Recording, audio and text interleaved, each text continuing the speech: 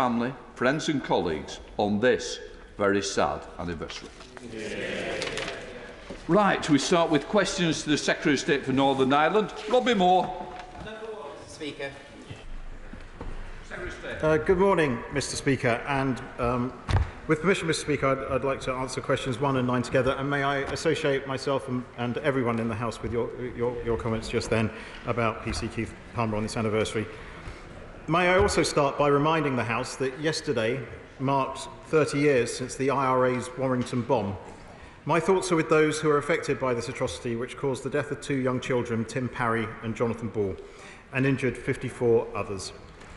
It's a reminder of the terrible cost of the Troubles and of the vital importance of maintaining peace and improving political stability in Northern Ireland.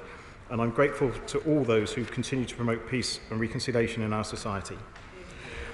Last week I visited the United States for the St Patrick's Day celebrations, and I'm keenly aware that the eyes of the world will be on Northern Ireland in the month ahead as we prepare to mark the Belfast Good Friday Agreement's 25th anniversary. A host of events, big, small, civic and private and public, are being organised, many by Queen's University Belfast, to mark this important anniversary. Robbie Moore. Thank you, Mr. Speaker. The 25th anniversary of the signing of the Belfast Good Friday Agreement is significant not just in the history of Northern Ireland, but for the whole of the United Kingdom. How will his department ensure that this historic moment is recognised appropriately in every part of the country? I thank the honourable gentleman for his question, and I completely agree with him that this historic moment is an achievement not just for Northern Ireland but the entire United Kingdom. We actually do have an educational initiative which is going to offer young people across the United Kingdom an opportunity to engage with the anniversary by learning about the journey to the agreement itself and its crucial role in providing peace and prosperity in Northern Ireland. Obviously, 25 years on, we are no less committed to achieving this aim. Gerald Jones. Thank you, Mr. Speaker. The Good Friday Agreement is undoubtedly one of the proudest moments under the last Labour government, and the Labour Party is proud of its part in it and work with people like Tony Blair, Mo Mowlam and many others.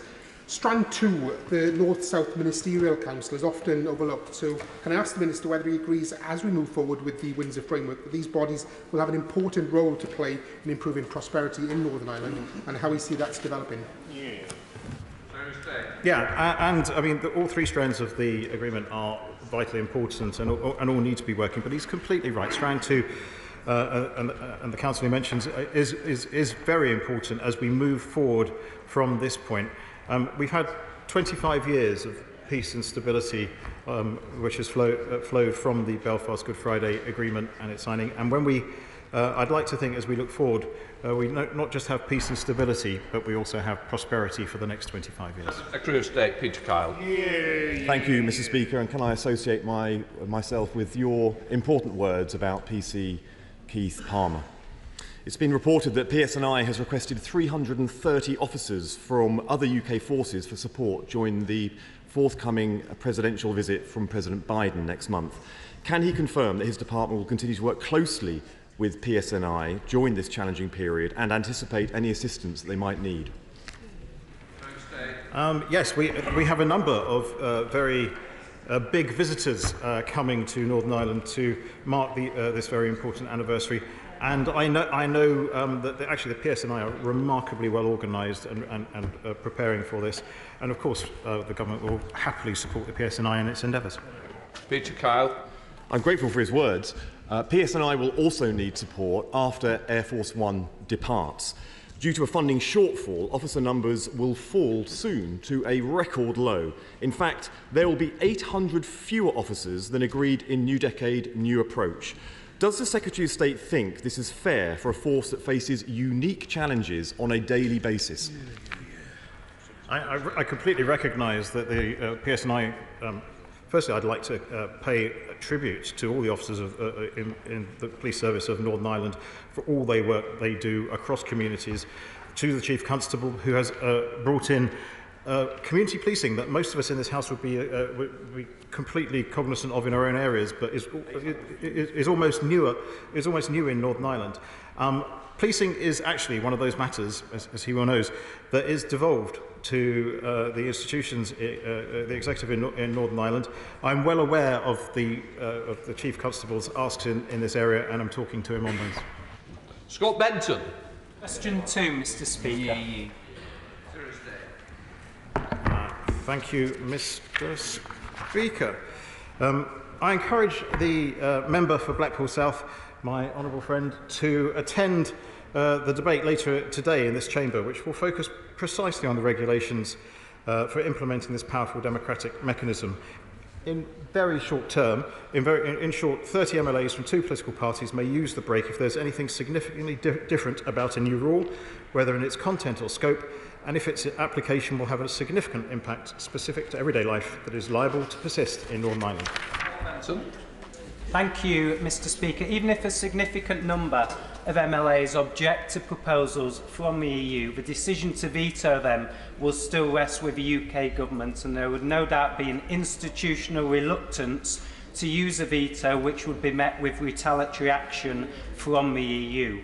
Given the impact this would likely have on UK-EU relations and wider trade, surely it is very unlikely that the Stormont break will in fact ever be used, even if MLAs want it to be triggered.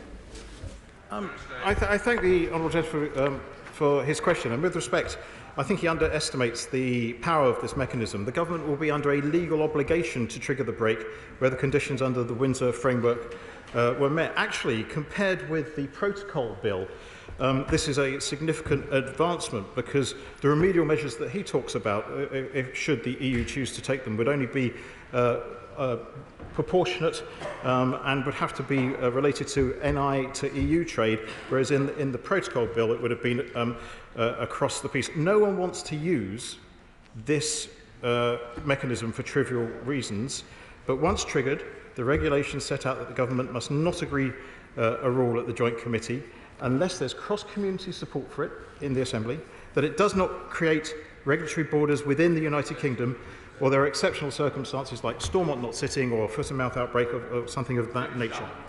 Mr. Speaker, and will the Secretary of State agree that rather than an emergency brake, that it's more like a handbrake, which does have the ability to stop a moving car, but rather than potentially or partially slow the vehicle, and that the only brake and accelerator can come from the EU, who retain the complete control over Northern Ireland, and indeed by extension control the will of this House, and they shouldn't, and that is indeed a tragedy and also a travesty. I thank the honourable gentleman for his question. Essentially, if the Assembly says no to something, the presumption is the government would veto it. But without this measure, Northern Ireland would continue to have full and automatic dynamic alignment with EU goods rules, with no say whatsoever in the Northern Ireland Assembly and no veto on amending and replacing measures. The Stormont break is a very good thing. Alexander Stafford. Number 3, sir. Mr. Speaker, the Windsor Framework restores the free flow of trade from Great Britain to Northern Ireland. The agreement guarantees unfettered access for Northern Ireland's businesses to the UK market on a permanent basis, and we have secured an alternative arrangements which remove any proposed requirement to provide export declarations or equivalent information for goods moving from Northern Ireland to Great Britain. Alexander Stafford. Thank you very much indeed, Mr. Speaker. Rother Valley has many amazing businesses, especially butchers such as G. Lomas in South Anston, Grazer Thurcroft, Stuart Sanders and Maltby, and Lawns Farm in Northern. I want everyone to try their products. What assurances can the Minister give me that everybody, no matter where they are in the United Kingdom, can taste Rother Valley sausage? I am delighted to confirm to my honourable friend that residents of Northern Ireland will be able to enjoy the sausages produced by the great businesses in his constituency. The framework ends the ban on chilled meats like sausages and seasoned lamb joints, meaning that supermarket shelves in Northern Ireland will be able to stock the products customers want and have had access to for years. Sir Geoffrey Donaldson. Thank you, Mr. Speaker. But the reality is for my constituents and for example, McCartney's Delicatessen in Moira, that whilst they can bring sausages from Yorkshire or from any other part of the United Kingdom that are made to British standards, The sausages they make in Northern Ireland, part of the United Kingdom, have to be made to EU standards because EU law applies for all manufactured goods in Northern Ireland. So why is it right to bring sausages from Great Britain to Northern Ireland and sell them in Northern Ireland, but it's not right to sell British sausages made in Northern Ireland in Northern Ireland?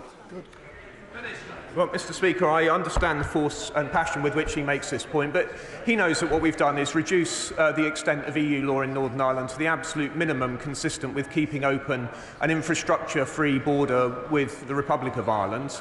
And I appreciate that this is a compromise which for many people will go too far, but I believe that it is the right decision in these circumstances. Can I just say to the member, please take notes of questions. Sir Jeffrey. Thank you, Mr. Speaker. But the reality is, Mr. Speaker, that Northern Ireland's place within the UK internal market has not been fully restored by the Windsor Framework because EU law applies for all manufactured goods in Northern Ireland, despite the fact that of £77 billion worth of goods manufactured in Northern Ireland, 65 billion are sold in the United Kingdom, and yet all of those goods must comply with EU law regardless of where they are sold. Can't we go back to the proposals in the protocol bill, which mean that UK law applies unless a business wants to trade with EU, in which case they must follow EU law? Mr. Speaker, on the proposal for dual regulation, that was not what constituent businesses in Northern Ireland wanted. And, you know, at some point, even unrelenting figures like myself do need to compromise and give the voters what they want. But what I would say to him is that I recognise that compromise is extremely difficult. And we are in a position where we've got an opportunity to move forwards together. He knows, as I know, I'm sure, that manufacturing of most of the kind of goods to which he's referring is done to international standards. And so I think in all of the circumstances, this is a reasonable compromise for Northern Ireland. Teresa Villiers. Question number 3, Mr. Speaker, sir. Number 4, sir. I think... Mr. Speaker, the Northern Ireland economy has the ingredients required for economic success: exceptional talent, creativity, innovation and a healthy spirit of private sector entrepreneurship. Last week, the Secretary of State was delighted to visit the United States, and next week I'll be visiting the USA and Canada to promote the excellent investment opportunities in Northern Ireland. We are, of course, also planning an investment summit. Teresa Villiers. One of the ways to attract foreign direct investment is by creating the right regulatory climate. And the Minister has been a very strong advocate for post-Brexit regulatory reform to make our rules more competitive, more targeted, more agile, more modern. So when does he think we'll get to the position where we can do that in Northern Ireland in the same way Brexit allows us to do it in Great Britain? Also, she and I have walked a long way in these various battles together, and she knows very well what she asks me. In relation to goods, we do have to make sure we can keep open that infrastructure-free border north-south. But what I would say is that the unique position of Northern Ireland is that on services regulation, Northern Ireland will be subject to UK law and UK trade agreements. So where we have comparative advantage, particularly in Northern Ireland on issues like fintech, they'll be subject to UK law and UK regulation, and they'll have access to global markets through the kind of trade agreements in services which it's in all of our interests to strike to serve the comparative advantage of the whole UK. This is the unique opportunity now facing Northern Ireland. I want us all to seize it in every way we can. Gregory Campbell. Mr. Speaker, Northern Ireland now has the highest percentage accessibility for gigabit-capable broadband in the UK, twice that of the Republic of Ireland, and one of the highest in the world. Will he ensure that the energy infrastructure is such to complement this, thereby offering one of the best inward investment and indigenous business opportunities anywhere in the world? Well, Mr. Speaker, he will know that energy is devolved, and I hope that he will join me in doing everything possible to ensure that the maximum investment can be made in energy in Northern Ireland, and he knows exactly what he and his colleagues need to do to help me to serve him and serve Northern Ireland, and that is, of course, to restore the devolved institutions. John Barron. Thank you, Mr. Speaker. Does my right honourable friend agree that in restoring the balance of the Belfast Agreement, the best way is to pass the Windsor Framework today in this place, that we have to be pragmatic, we have to open our eyes to the many opportunities, courtesy of inward investment, that will then follow for the benefit of all communities in the province. Mr. Speaker, I agree with him strongly. The reality is that the Windsor Framework is a dramatic improvement on the protocol. I don't think anyone can reasonably argue otherwise. Of course, it includes compromises. Neither I nor my right honourable friend nor the Prime Minister is suggesting that it doesn't. The question that everyone needs to answer is whether this is a step forward for Northern Ireland. I'm absolutely sure that it is, and I agree with him. Stephen Farray. Tourism spending is also very important. The Minister will be aware that the Northern Ireland Tourist Alliance is very concerned about the application of the forthcoming electronic travel authorisation on the sector in Northern Ireland, given our unique marketing and our unique offer. So will the Minister work with the Home Office to try to find a practical solution to this problem? Yeah, Mr. Speaker, I'm well aware of the case that he makes, and of course we're in conversation with colleagues from the Home Office. The government's position is that we're determined to make sure that tourists understand that they will need to comply with UK immigration requirements to visit the UK, and that will mean that they will need that travel authorisation to go to Northern Ireland. I am aware of the concerns of tourism authorities, north and south, and indeed the concerns of the Irish government. We continue to take those seriously as we talk with the Home Office. Spokesperson Richard Thompson. Thank you, Mr. Please. Richard Thompson. Thank you, Mr. Speaker. Jonathan Haskell, external member of the Bank of England's Monetary Policy Committee, has estimated that Brexit has resulted in the loss of approximately £29 billion of business investment to the UK as a whole. Does the Minister believe that the Windsor Framework will undo that proportion of the damage that has been done to the Northern Irish economy? And if so, why does he consider that the market access that that framework underpins is good enough for one part of the United Kingdom, but not good enough for the rest of us? Mr. Speaker, I'm honoured that he should think that on the fly I would be able to do my own economic modelling on that subject. But what I would say to him is that it is undoubtedly the case that the political turmoil of the last several years has been unhelpful. But what I would say to him, and it should be a salutary lesson to everybody on his benches, that it is extremely important that when the public vote for a thing, that they get the thing they voted for. And the public voted for the whole UK to stay together, in a once-in-a-generation referendum on Scottish independence, and then the UK as a whole voted to leave the European Union, and that's what we'll deliver. Mark Fletcher. Question number 5, please, Mr. Speaker. Thank you, Mr. Speaker, and thank you to my honourable friend for his question. The Northern Ireland Troubles Legacy and Reconciliation Bill, which continues its passage through Parliament, will establish an independent body to conduct reviews into trouble-related deaths and serious injury, with the primary objective of providing information to families, victims and survivors. The legislation seeks to ensure the process for dealing with the past focuses on measures that can deliver positive outcomes for as many people affected by the Troubles as possible. Mark Fletcher. Legacy is an extremely complex and sensitive issue. In setting up an effective information recovery process, we must ensure that power is in the hands of victims and families rather than the perpetrators. So what consultations has his department had with victims and their families to ensure the right balance is achieved? Can I thank my honourable friend for his question? He's absolutely right that legacy remains a highly complex and difficult issue. And the government's absolutely determined to deliver mechanisms that provide better outcomes for those most affected by the Troubles, including victims and their families. And I know that no solution that we will ever find will be perfect or easy, but we're working tirelessly to find a practical way forward via the Legacy Bill. As for engagement, myself and my ministerial colleagues have had over 60, nearly 70 engagements with groups and individuals concerning this, and we continue to meet people on a regular basis. Now, Minister Chris Elmore. Thank you very much, Mr. Speaker. The Government has made some changes to the Legacy Bill during its passage in this House. If the changes are not enough and all Northern Ireland parties vote against it again on its return to the House, will the Minister commit to a different approach, as reconciliation cannot be imposed on Northern Ireland? I thank the honourable gentleman, who I welcome to his place, and I hope the Minister, the Shadow Minister he's replacing is all is well. and he's got big shoes to fill, so it's a good start. But I thank him for noticing what's going on in the other place, because in the other place we've already tabled amendments that seek to address a number of key issues that have been raised by the stakeholders that we've been meeting, including ECHR compliance, strengthening the Commission's independence, sanctions for individuals found guilty of lying and to the Commission, and creating stronger incentives for individuals to engage with the Commission. And we will be bringing forward more such amendments at report stage, where I hope we can get everybody on board, or at least to acknowledge that we're doing a decent job. Number 6, Mr. Speaker.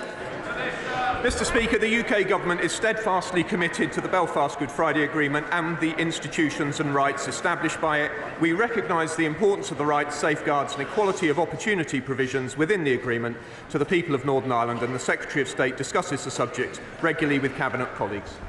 Ellie Reeves. The Good Friday Agreement led to peace in Northern Ireland and enshrined human rights into Northern Irish law. Yet the Tories' Bill of Rights is nothing but a rights removal bill. Does the Minister therefore recognise that the proposed bill would be a breach of an international agreement, the Good Friday Agreement? No, not at all. I confess I thought she was going to ask me about the Bill of Rights provisions in the agreement itself, but she ought to know that the parties have been working together towards that Bill of Rights, and it will need consensus to deliver a framework in Northern Ireland. But of course the UK continues to be committed to the ECHR. Martin Day. Mr. Speaker, with permission, I will answer questions.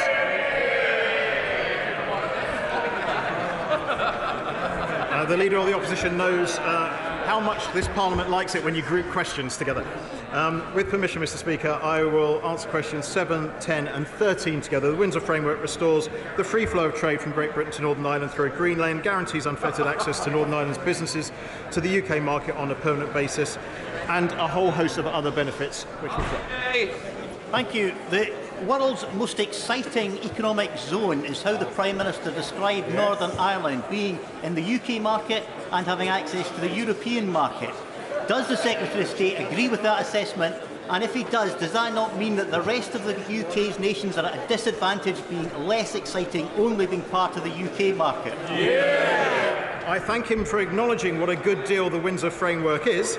And as the Prime Minister has said, Northern Ireland will now be in the unique position of being part of the UK internal market, the 5th biggest market in the world, but also enjoying the EU single market. And as part of the UK, Northern Ireland's businesses and consumers are able to benefit from the new trade agreements we are able to negotiate and the new UK regulatory regime for trade and services that we can do outside of being members of the European Union. Kirsten Oswald. Mr. Speaker, by the Secretary of State and the Prime Minister's own admission, Northern Ireland is in a better economic position than the rest of the UK because of its place in the European single market. Now, the Prime Minister also said this would lead to more companies investing in Northern Ireland, and that won't be new money. So if companies are investing more in Northern Ireland, does he see that that means that they'll be investing less in the rest of the UK? Would the Secretary of State see that as a win-win?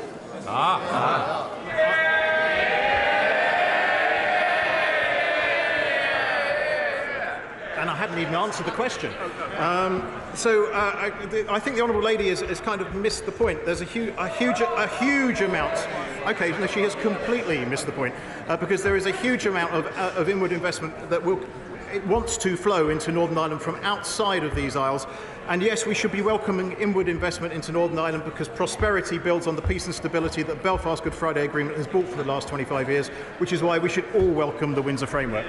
And then Keza. Thank you, Mr. Speaker. Scotland, like Northern Ireland, rejected Brexit. Both were dragged out of the EU despite voting Remain. Yet, Northern Ireland has retained access to the EU single market and the economic benefits that it brings. So does the Minister agree that Scotland should have a similar deal to be as economically competitive as Northern Ireland? I thank you for a question, and with the greatest respect, the positions of Northern Ireland and the other nations of the UK are, as I've said before, not completely comparable. Northern Ireland is undoubtedly a wonderful place, but it has a complex and troubled history. And we've talked about the need and the wonders of the Belfast Good Friday Agreement, celebrating its 25th, marking its 25th anniversary. But it also has a land border, the only one between the UK and the EU. That has brought added complications, which the Windsor Framework is in place, and the Windsor Framework is a place to safeguard the achievements of the Belfast Good Friday Agreement and the hard-won gains of the peace process. It recognises these unique circumstances, including the all-Ireland dimensions of economic life between Northern Ireland and Ireland, and the need to avoid a hard border. Dr. Neil Hudson. Thank you, Mr. Speaker. I strongly support the Windsor Framework and welcome the veterinary and SPS measures. Can my right honourable friend update the House on progress towards securing the long-term supply of veterinary medicines in Northern Ireland and also smoothing the safe movement of animals between GB and Northern Ireland to include not only pets but also farm animals and horses? I thank the honourable gentleman for his question. He knows a great deal about this subject. As he knows, there is a grace period in place until the end of December 2025 on veterinary medicines. I would like to think that the new atmosphere that has been created between the United Kingdom and the European Union as we move forward has demonstrated that we can talk and negotiate about these things, and we fully expect to be able to be in a position to address all of his concerns in good time. Before we come to Prime Minister's questions, I'd like to point out that live subtitles and British Sign Language interpretation of proceedings are available to watch on parliamentlive.tv. We start with questions to Prime Minister Joe Gideon. Question 1, Mr. Speaker. Prime Minister. Mr. Speaker, this morning I had meetings with ministerial colleagues and others. In addition to my duties in this House, I shall have further such meetings later today. Joe Gideon. Thank you, Mr. Speaker. Tomorrow is the National Day of Reflection, a Marie Curie-led initiative bringing together communities across the UK to remember family, friends, neighbours and colleagues we have lost. Will the Prime Minister join me in thanking Stoke City Council for supporting my call for a post-box to heaven in Carmountside Cemetery, and on the second anniversary of the tragic death of my constituent, 2-year-old Harper Lee Fanthorpe, who swallowed a button battery, will he thank her courageous mother, Stacey, for leading the campaign to raise awareness of the dangers of button batteries? And will he back my call for legislation to ensure greater product safety? Well, Mr. Speaker, of course I join my honourable friend in thanking Stoke City Council. I'm very sorry to hear of Harper Lee's tragic case, and my thoughts are with her friends and family, and particularly her mother Stacey. And we are aware of the concerns about button batteries. The law is very clear that products available in the UK must be safe. The Office for Product and Safety Standards has published guidance on exactly this for manufacturers and is working with the Child Accident Prevention Trust to educate parents and childcare professionals on button baton safety. Leader of the Opposition, Keir Starmer. Thank you, Mr. Speaker. Today we remember the innocent lives lost 6 years ago in a terror attack on Westminster Bridge. Amongst those tragically killed was PC Keith Palmer, who sacrificed his life to protect others. Police officers up and down the country work tirelessly every day to keep us safe, and we thank them for that. But as we saw this week, those brave officers are being let down. Dame Louise Casey found institutional homophobia, misogyny and racism in the Metropolitan Police. I accept those findings in full. Does the Prime Minister? Well, Mr. Speaker, I join with the honourable gentleman paying tribute to PC Palmer and indeed all the other police officers who have lost their lives serving and those who do so much to keep us safe. I was appalled, Mr. Speaker, to read the descriptions of the abhorrent cases of officers who have betrayed the public's trust and abused their powers. And let me be clear, it is and was unacceptable and should never have happened. We have taken a series of steps already, and the government will also now work with the Mayor and the Metropolitan Commissioner to ensure that culture, standards and behaviour all improve.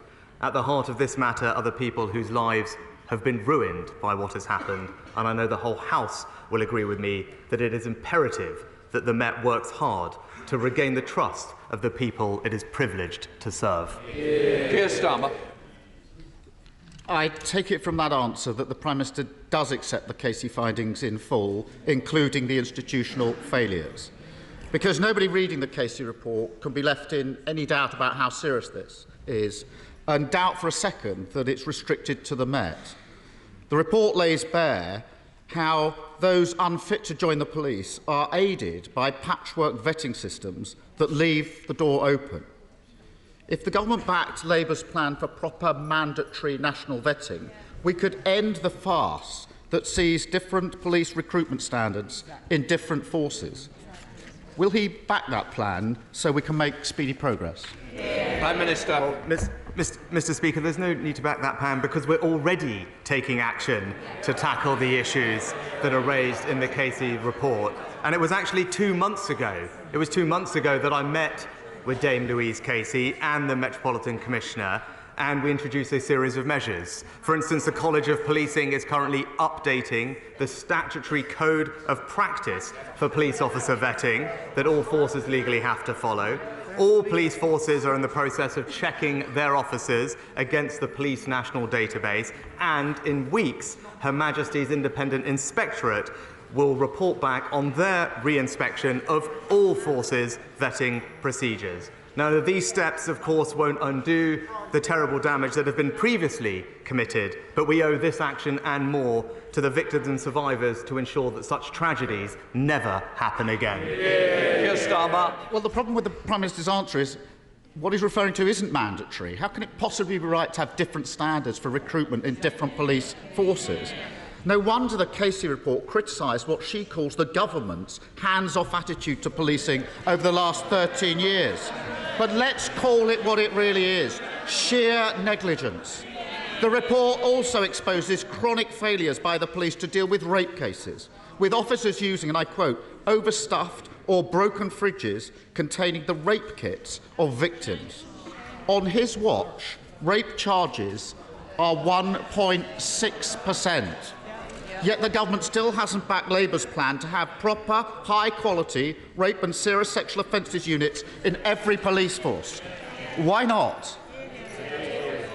Prime Minister. Mr. Speaker, what Louise Casey also says is that primary public accountability of the Met sits with the Mayor of London.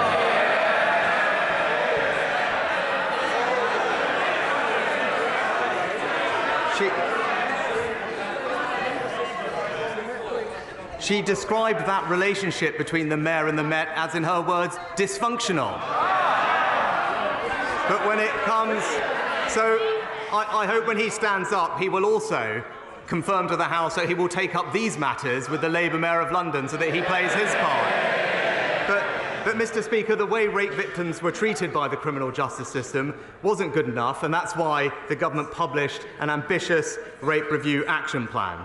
It's right that we've extended Operation Sorteria across all police forces in the country. We've tripled the number of independent sexual violence advisors. We've improved the process of collecting phone evidence and being cross-examined. And since 2010, we've quadrupled funding for victim support services. That is a Conservative government doing everything we can to support victims and tackle predators.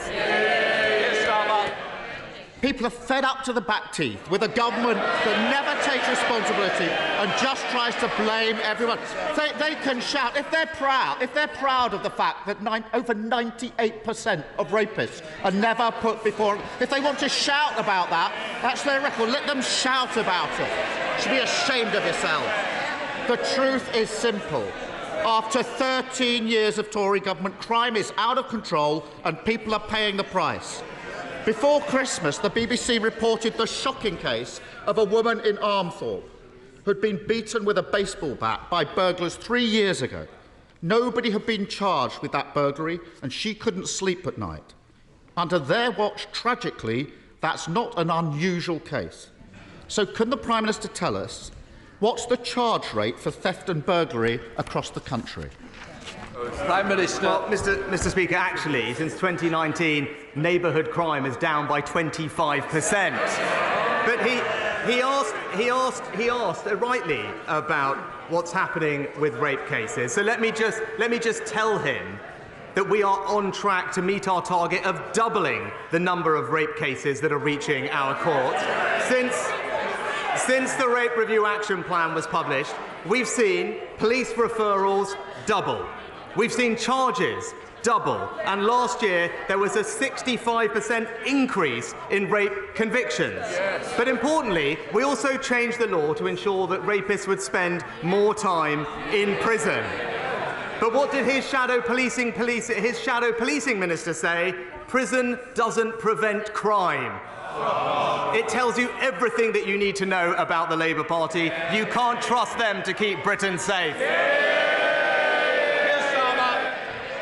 Mr. Speaker, the Prime Minister stands there and pretends that everything's fine. He is so totally out of touch.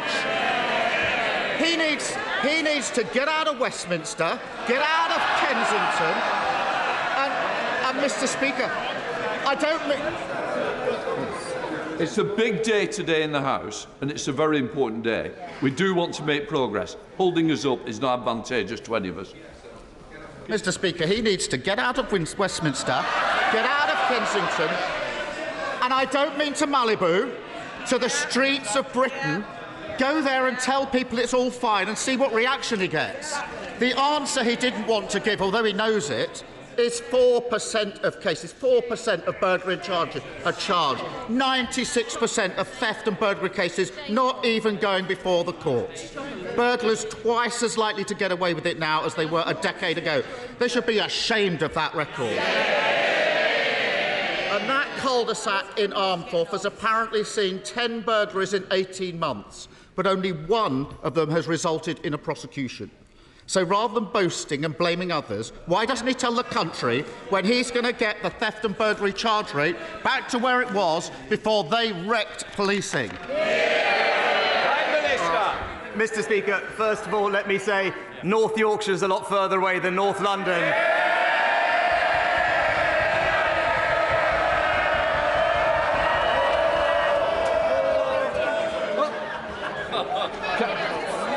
Can I say, I like the lines as well, but I prefer to hear them rather than jeering. Come on, Prime Minister. Minister. Now then, we are going to make progress. Mr. Shelbrooke will be buying the teas in the tea room if we're not careful. Come on, Prime Minister. There'll be Yorkshire teas, Mr. Speaker. But since the Conservatives came into power, crime is down 50%, Mr. Speaker. Violent crime down 40%. Burglary, the Honourable Gentleman mentioned burglary down 56%. Why? Because we've recruited 20,000 more police officers. We've given them the powers to tackle crime, and we've kept serious offenders in prison for longer. All they've done is vote against greater protections for emergency workers. They've opposed tougher sentences for violent criminals, and they are failing to give the police the powers that they need. It's the same old Labour, soft on crime, soft on criminals. The only criminal investigation he's ever been involved in is the one that found him guilty of breaking the law. I've prosecuted countless rapists. On the Prime Minister, I want tougher... Hold on. I am determined to hear the questions, whether it's the Leader of the Opposition, the Prime Minister, so I can... Sorry. I think you've got your first customer for tea, Mr. Kurtz. We keep having this little problem. We'll have no more. No, then, just a moment. So please, let's get through and let's just show some respect to both people at dispatch boxes. Keir Starmer. Thank you, Mr. Speaker. I've prosecuted countless rapists and I support tougher sentences.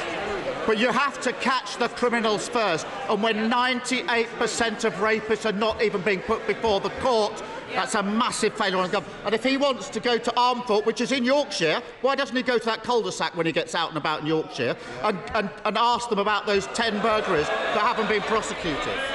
The reality is, after 13 years of Tory government, they've done nothing on standards, neighbourhood policing has been shattered, and burglars and rapists walk the streets with impunity.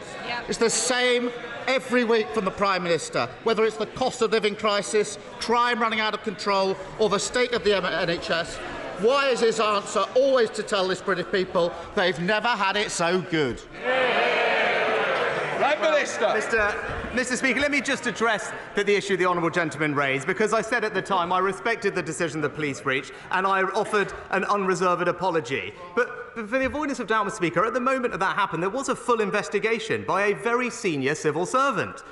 The findings of which confirmed that I had no advance knowledge about what had been planned, having arrived early for a meeting.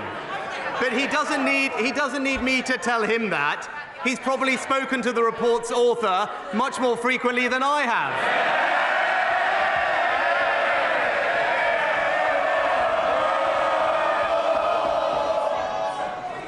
Look, the Prime Minister needs to answer the question. He doesn't need you to... I don't think we need any more. Let's keep it that way. Prime Minister. Look, Mr. Speaker, we're getting on. We're halving inflation by paying 50% of people's energy bills and freezing fuel duty. We're cutting... And it's the same for this side. Mr. Gwynne, I don't need any more from the backbenches here either. Can I just say, let's calm... Mr. Fabricant, not again. I'm just quite seriously... Today's a very big day. Some important decisions are going to be taken. So please, I want to get this House moving on. Prime Minister.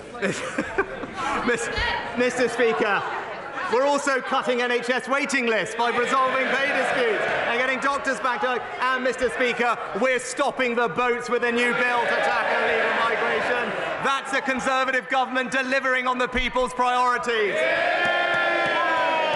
Holly Bumbicroft. Holly Bumbicroft. Can I thank my honourable friend, the Prime Minister, for the efforts he has made to support the UK's steel industry? Can I tell him that we remain very concerned about job losses at British Steel in Scunthorpe? So will he today reassure my constituents in North Lincolnshire that we will never see the end of UK steelmaking under his watch? Mr. Speaker, the UK steel industry can have no greater champion than my honourable friend. And I know that this must be a concerning time for British Steel employees, and we stand ready to work with her to support them. Now, she's right, industrial sectors, including steel, have been able to bid into competitive government funds worth £1 billion to help support them to cut emissions and become more energy efficient. And the government's recently announced British Industry Supercharger Fund can help boost competitiveness in UK's key energy-intensive industries. And I look forward to working with her to ensure a thriving steel industry in our United Kingdom. Leader of the SNP, Stephen Flynn. Thank you, Mr. Speaker. I'd like to begin by paying tribute to PC Palmer, who so tragically lost his life in defence of this Parliament and indeed what we all stand for, democracy. Mr. Speaker, what worries the Prime Minister most about Brexit right now? Is it the likely 4% hit to UK productivity, or is it 3 former Tory leaders planning to vote down his deal this afternoon?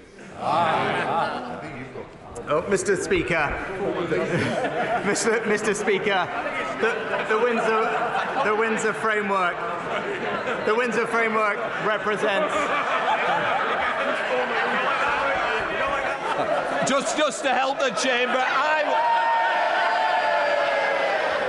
just help everybody. I understand it's true. Prime Minister.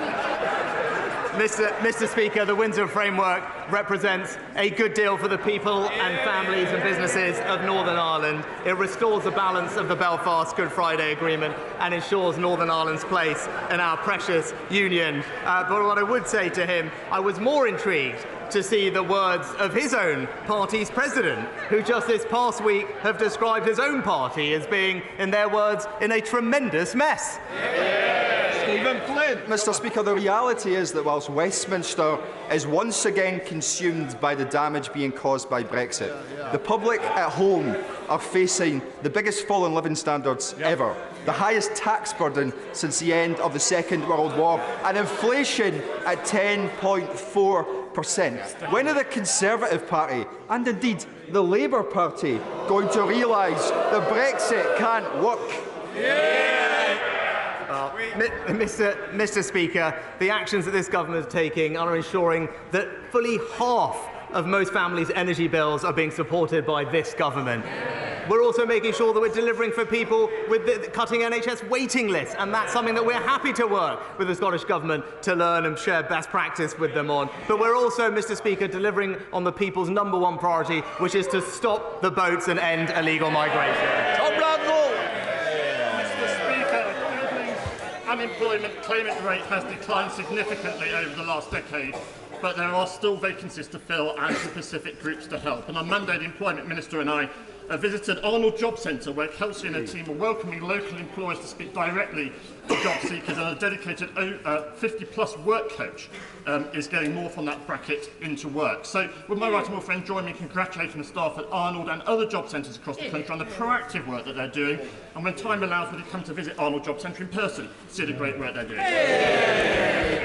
Well, can I thank my honourable friend and join him in thanking all the staff at Arnold Job Centre for their hard work. I shall keep his kind invitation to visit in mind. He mentioned the over 50s, and he mentioned the over 50s, or as my right honourable friend the Chancellor described them, are more experienced workers, and he was right to focus on them, because together with the Work and Pension Secretary, we are putting in place a range of measures to help support them to return to and stay in the labour market, and that is something that not only will help us continue to bring inflation down, but will support those people to have healthy, productive, fulfilling lives. Neil Hamby. Thank you, Mr. Speaker. The UK Government recently confirmed that Scotland generated and sent south 35 billion kilowatt hours of energy in 2021. That number will rise to 124 billion in less than 8 years' time. For this multi-billion-pound bounty, Scotland will see no revenue, no manufacturing or supply chain jobs. In our land of energy plenty, why should our people be cold and hungry and businesses failing as a result of his government's robbery? So what has the Prime Minister to say in defence of this naked exploitation of Scotland's people and its resources? Mr. Speaker, actually, this government is a strong supporter of Scotland's North Sea oil and gas industry. And actually, it's the economically illiterate policy of, I think, almost all opposition parties to prohibit any new exploration of fossil fuels in the North Sea, which would have us then pay billions of pounds to foreign energy companies and then ship that energy here with twice the carbon emissions. It is a completely absurd policy, Mr. Speaker, that's bad for our security, it's bad for our economy, and that's why we're better off with the Conservatives in charge. Thank you very much indeed, Mr. Speaker. The island has been getting a better deal in recent years, and I thank the Prime Minister for that, especially before he was a Prime Minister, when he was working with me in different roles when he was in government to make that happen, and I'm grateful. However, the island remains the only sizeable island in the UK without a fixed link, separated from the mainland by sea, which does not receive a funding uplift to support local government services. And this injustice has been ongoing now for 50 years. And all the evidence, Mr. Speaker, shows that it costs more to provide local services on an island than on the mainland. Will the Prime Minister work with me and his ministers to overcome this injustice this year? Thank you. Well, can I thank my honourable friend for his continued campaigning on behalf of his constituents. It was a pleasure to spend many happy childhood holidays on the island, and I enjoyed visiting him more recently there as well. The Isle of Wight Council will benefit from a 10% increase in their funding in cash terms for the next financial year, and have been awarded an additional £1 million in recognition of the unique circumstances of the island, as my honourable friend points out. But I will ensure that he does get a meeting with the Minister for Local Government to carry on the good work that he and I started, and make sure that his local constituents get the support that they need. Rem Stringer.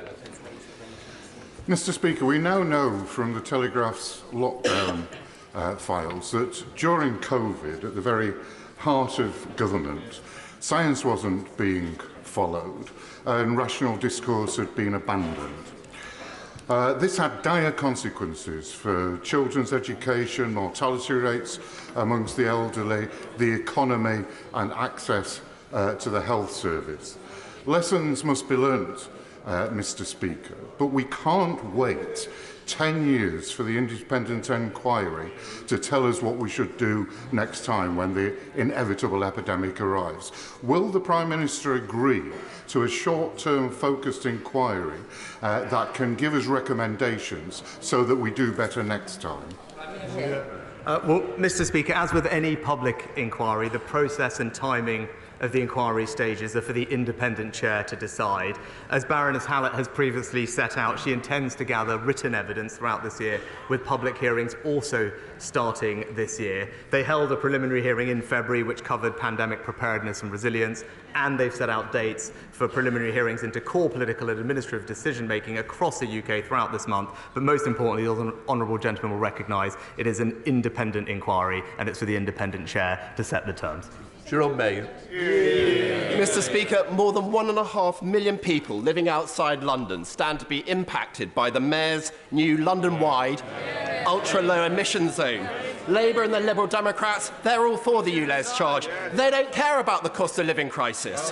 So does my right honourable friend agree with me that the best way to protect commuters and small businesses from the spread of this unfair £12.50 a day tax is to vote Conservative on May the 4th? Well, Mr. Speaker, my honourable friend is absolutely right. And I think he also failed to mention that just this week we've seen Labour in Wales introduce more plans for further road charging as well, increasing cost pressures for public and businesses. And I'd urge the parties opposite to listen and stand up for the public and small businesses, just as the Conservatives do. Hannah Bardell. Thank you very much, Mr. Speaker. When my wee brother was diagnosed with ulcerative colitis 8 years ago, it's fair to say it turned our lives upside down.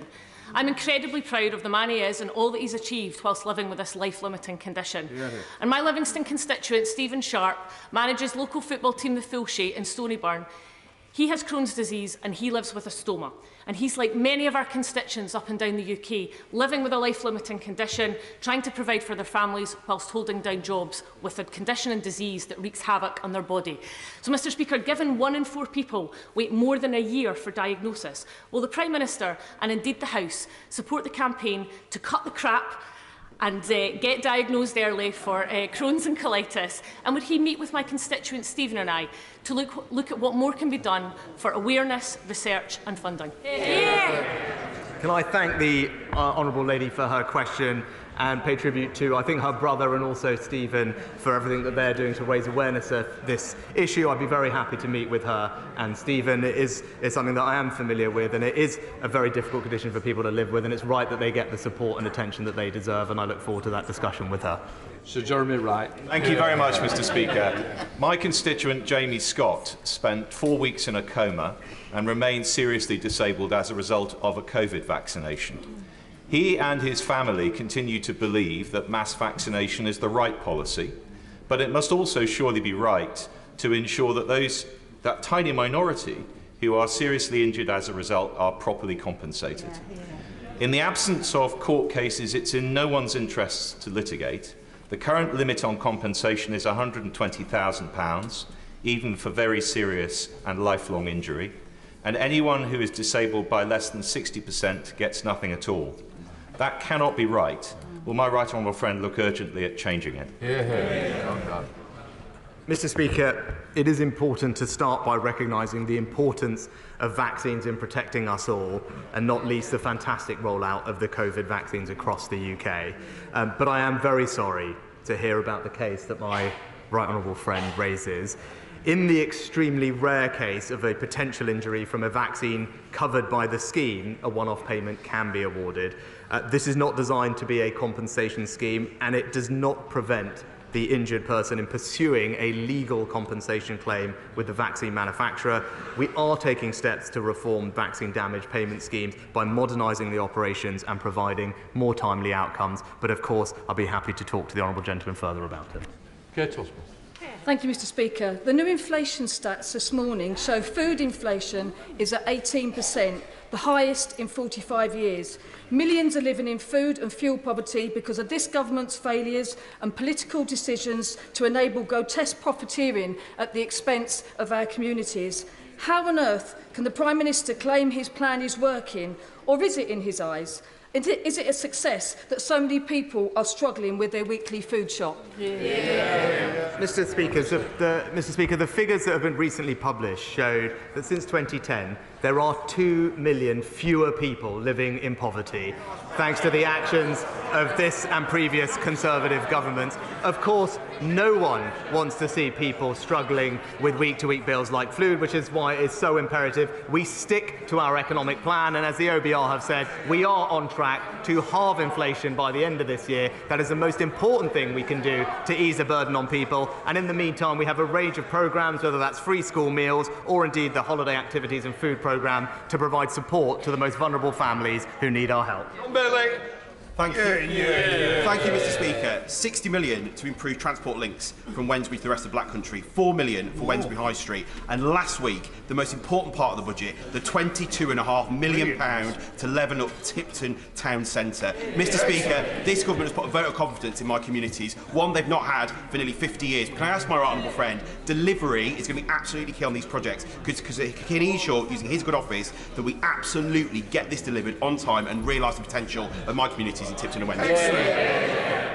Well, can I pay tribute to my honourable friend for his tireless campaigning on behalf of his local communities. I'm delighted that we are investing across the West Midlands, but particularly in places like Wednesbury and Tipton. And again, we will work with him to ensure that those investments are indeed delivered, working with the local councils, Transport for West Midlands and the West Midland Combined Authority. Those investments are going to transform people's lives and spread opportunity in his area, and he deserves enormous credit for making that happen. Very grateful, Mr. Speaker. Mr. Speaker, households in Gateshead have seen their energy bills triple over the last 2 years. They've endured not just the energy unit price increase, but the daily electricity standing charges increase from an average of 22 pence in 2019 to 58 pence from next month, an increase of 155% in standing charges, over £200 per year. To many of my constituents, particularly those in low-income households, this seems like a company tax just for having the temerity to be connected to the network. And these schemes will continue long after energy support schemes have ended. So will the Prime Minister commit to ending the regressive increases in standing charges and instruct Ofgem to return them to 2019 levels, or even end them completely? Mr. Speaker, thanks to the Chancellor, the government is providing support to a typical household energy bill, around half of that bill over the winter, support that was extended in the budget and will be worth £1,500 to a typical family. But we went further, Mr. Speaker, for those most vulnerable families. As the Chancellor announced, we will be ending the discrepancy between unit charges for those on prepayment meters, something that many in this House have called for, and also providing generous cost of living payments worth £900 to the most vulnerable families. Martin Vickers. Thank you, Mr. Speaker. Mr. Speaker, two of my constituents, George and Carol Ellis, are my guests here in the gallery today. Sadly, in 2021, their son died by suicide. George was a member of the Yorkshire Regiment and had become depressed following one of his comrades who had taken his own life. In memory of George, Adrian and Carol have set up a support group which marries up one veteran with another who is able to talk through and hopefully help them. The support group is called Get Emotions Out, after George. Would the Prime Minister join me in offering condolences to Adrian and Carol, and also his support for the work that they're now doing? Can I join my honourable friend in sending my and the whole House's condolences to George's friends and family, and thank his parents for the brave work they are doing to raise awareness of veterans' mental health. Support is available for anyone experiencing suicidal thoughts, including from the Samaritans helpline. And thanks to the excellent work of my honourable friend, the Veterans Minister, we are working specifically to support veterans' mental health through Op Courage, which is a bespoke mental health and wellbeing service for veterans in the NHS backed by considerable funding, which was increased in the recent budget, and that fully integrated service will be launched next month. But again, I pay tribute to George's parents for all the incredible work that they are doing. Alison Thulis. Thank you, Mr. Speaker. My constituent, Mariam Amiri, came to the UK from Afghanistan on a spousal visa back in 2016. The Home Office have just refused her renewal and advised she should return to Afghanistan. Mariam is an educator, due to start a university course in September. She's a valued community activist. She's a vocal opponent of the Taliban. She is married to a man who worked for British forces, and her family is currently being persecuted in Afghanistan. She's been trying to get them here since Afghanistan fell. Can the Prime Minister think of any barriers or hardships Mariam might face in returning to a country where there is not even any means of applying for a visa? And will he personally intervene, as the Immigration Minister is yet to reply to me, despite raising this 3 weeks ago? Prime Minister. Mr. Speaker, obviously it wouldn't be appropriate for me to comment on an individual's visa case, but I will ensure that the Honourable Lady gets a response from the Home Office with regard to that particular case. Len Saxby. Thank you, Mr. Speaker. Can I ask the Prime Minister to pay tribute to and congratulate my constituent, Max Woozy, best known as the boy in the tent, whose 3-year adventure camping outside is drawing to a close. To date, he has raised over £750,000 for the excellent North Devon Hospice, and will my right honourable friend wish everyone taking part in his final adventure, a camping festival at Broomhill Estate, great success. Can I join my honourable friend in paying tribute to Max and everyone else taking part in this fantastic initiative, and congratulate them on raising such a considerable sum of money for a very worthy local cause, and I look forward to hearing how the rest of it goes, but very well done. Final question, Alan Brown. Thank you, Mr. Speaker. While the Treasury receives an additional £65 billion revenue from Scotland's oil and gas, they've only allocated £20 billion for carbon capture, but nothing for Scotland. They've cut the renewable energy budget by a third. They've only allocated £10 million for Scotland's world-leading tidal stream and failed to back pump storage hydro. But yet they want us to contribute our share towards the £35 billion Sizewell C nuclear power station. Isn't it the case that within the Union, Scotland is the energy, but Westminster takes the powers? Mr. Speaker, not only are we supporting Scotland's North Sea oil and gas industry, we're also providing £20 billion of funding for further carbon capture and storage, and does want to work and provide clarity for Acorn regarding their future path. But also, I think the honourable gentleman raised the issue of tidal power, and I am pleased to tell him that actually that is now included in the contracts for difference allocations, and there's 40 megawatts of new tidal stream power by 4 projects across Scotland and Wales in the last year. That's this government delivering energy security across the United Kingdom. Complete questions.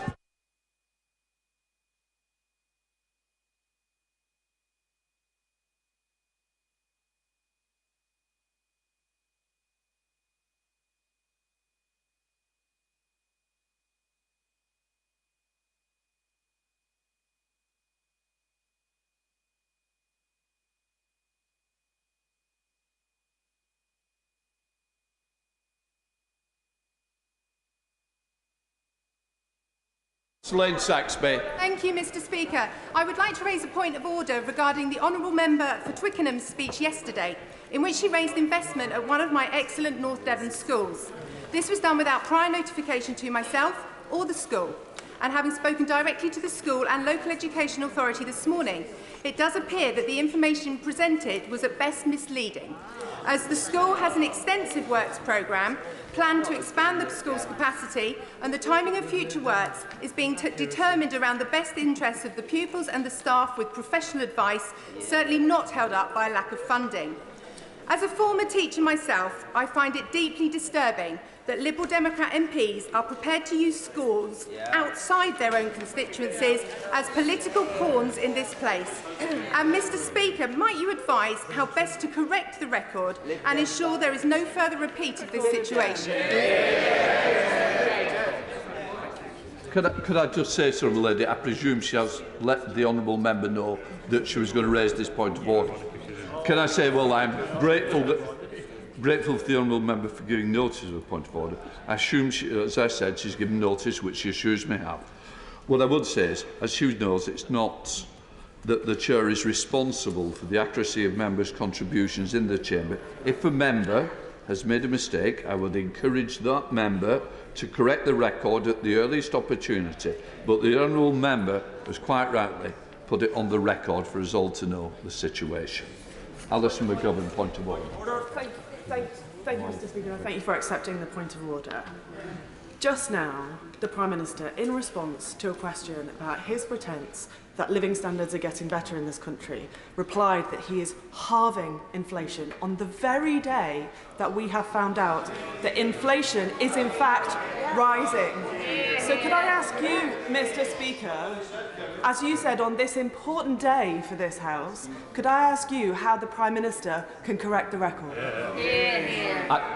As the Honourable knows, and I know, she does know the answer to that. What I would say is she's actually put it on the record what the situation is. As you know, it's not a matter for the Chair, but it is a matter for each individual to try and make sure the correct. Ian Paisley. Thank you, Mr. Speaker. As you know, there will be a substantive piece of Northern Ireland business debated today about the Windsor framework, and the Government has indicated that this is going to be an indicative indication how this Parliament feels about the entirety of the framework, even though it's just about one component of the framework. Given that it will be signed over on Friday by the Foreign Secretary, why has this House only allocated 90 minutes for a debate on this very important subject that will not give Northern Ireland members alone enough time to debate this, let alone the rest of this House? How can we fix this before Friday, Mr. Speaker? As you know, I have no responsibility for the amount of time. That is done by the Government, who own the order paper. I don't own the order paper. And obviously, I think he's down to speak, and I'm sure he wants to raise the points at that time. Right, no further points of order. We now come to presentation of Bill. Thank you, Mr. No problem. Jim McMahon. Water Quality Sewage Discharge Bill. Presentation. Second reading what day? Friday, 21st of April, sir. Friday the 21st of April. You're right, Jim. Right, we now come to the 10-minute rule bill. Natalie Alfie. Mr. Graham. Please, the member was standing to address me. And there's no use holding your hands up. Take notice of what's going on. It's totally unfair to the member. It's a 10-minute rule bill. Please wait. You are important, but not that important. Natalie Alfie. Thank you, Mr. Speaker. I beg to move that leave be given to bring in a bill to amend Schedule 9 to the Equality Act 2010 to prohibit age discrimination by employers in relation to the provision of insurance or related financial services and for connected purposes. There are more workers working over the age of 65 than ever before. Nearly 1.5 million people, of whom around two-thirds, 1 million workers, are employed, contributing 32 million hours of work in an average week. There has been a rapid acceleration in the shape and scale of older working. Sectors in which older workers are most likely to be employed are some of those which are particularly important to our economy and our communities. Around a quarter of such older workers are employed in healthcare, social work and education. The car industry and technical sectors also employ high numbers of older workers. If we want people to have the option to work later in life, we have to give them the tools, support and legal protection that they can do so. That includes protecting workers from discrimination solely on the basis of age. Age discrimination, like any other form of discrimination, is humiliating, demeaning and damaging. Right now, provisions in Schedule 9 of the Equality Act, introduced in 2011, make it lawful to discriminate on the basis of age in relation to health and insurance employment benefits. Now let me explain why that is wrong. I have a constituent, Stephen, who is here in the public gallery today with his wife, Marcia. Stephen is a train driver with Eurotunnel and has been since the tunnel first opened 30 years ago. Stephen worked on the building of the tunnel itself. At the age of 66, his statutory pensionable age, he didn't get a birthday card from his bosses. He got a letter. The letter explained that while it wasn't possible to sack him on the grounds of age, Eurotunnel were terminating his health insurance, death in service, and income protection policy for long-term sickness and accidents. Now, Stephen is doing the same job at 66 that he did at 65, but now he does not get the same money's worth or terms and conditions in relation to his contract of employment.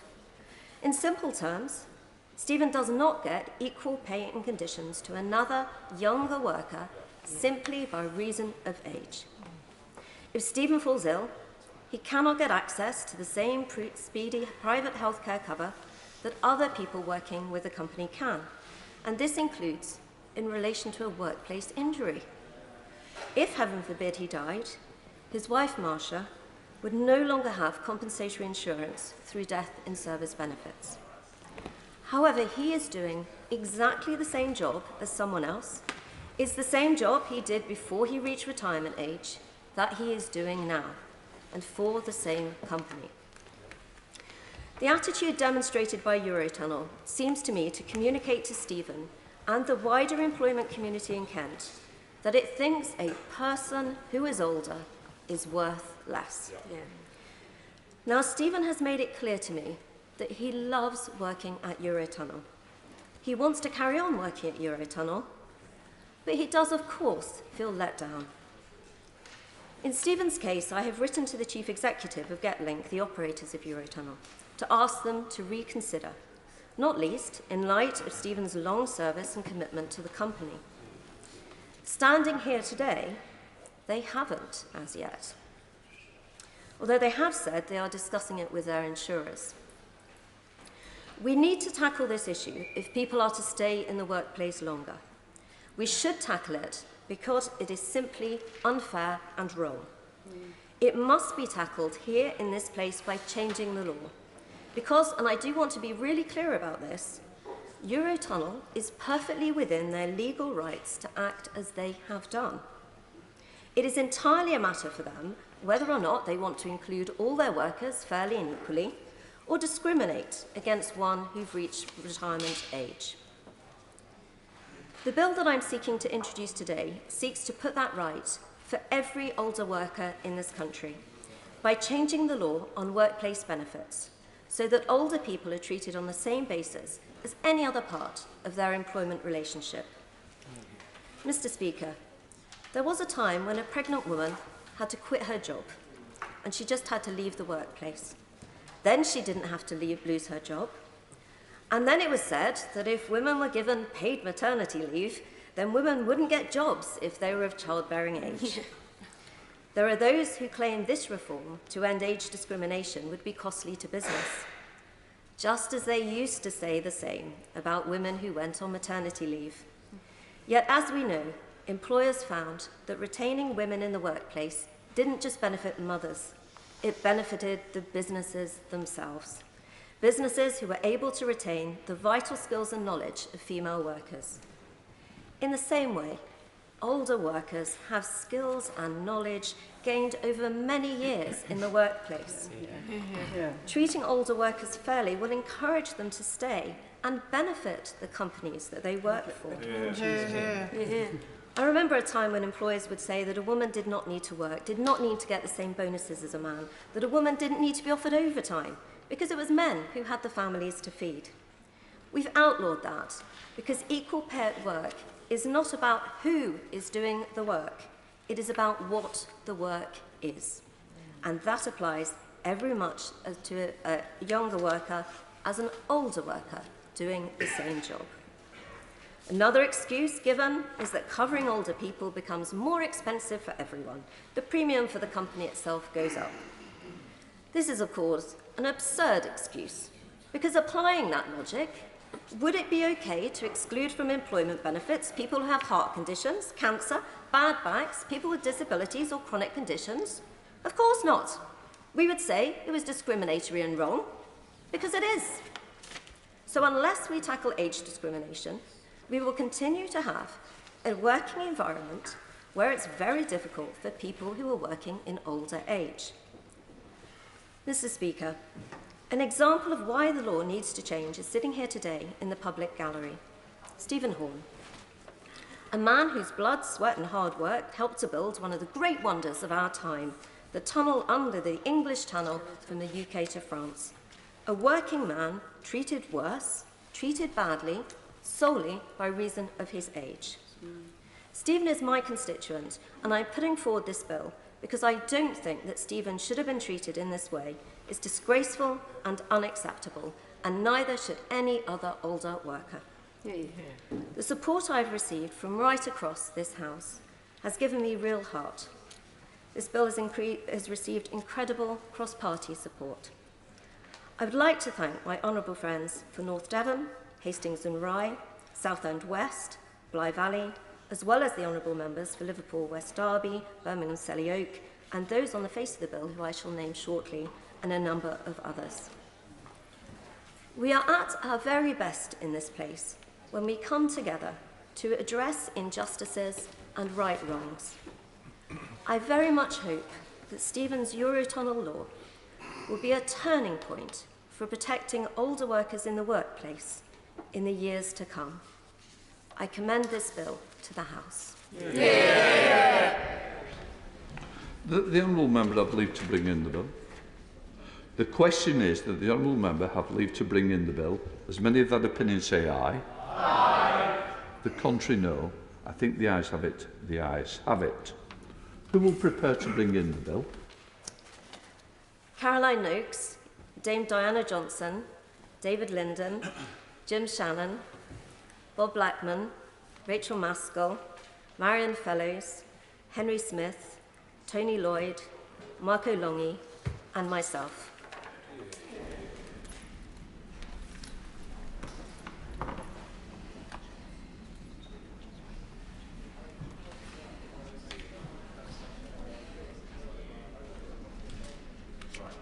Natalie Alfick.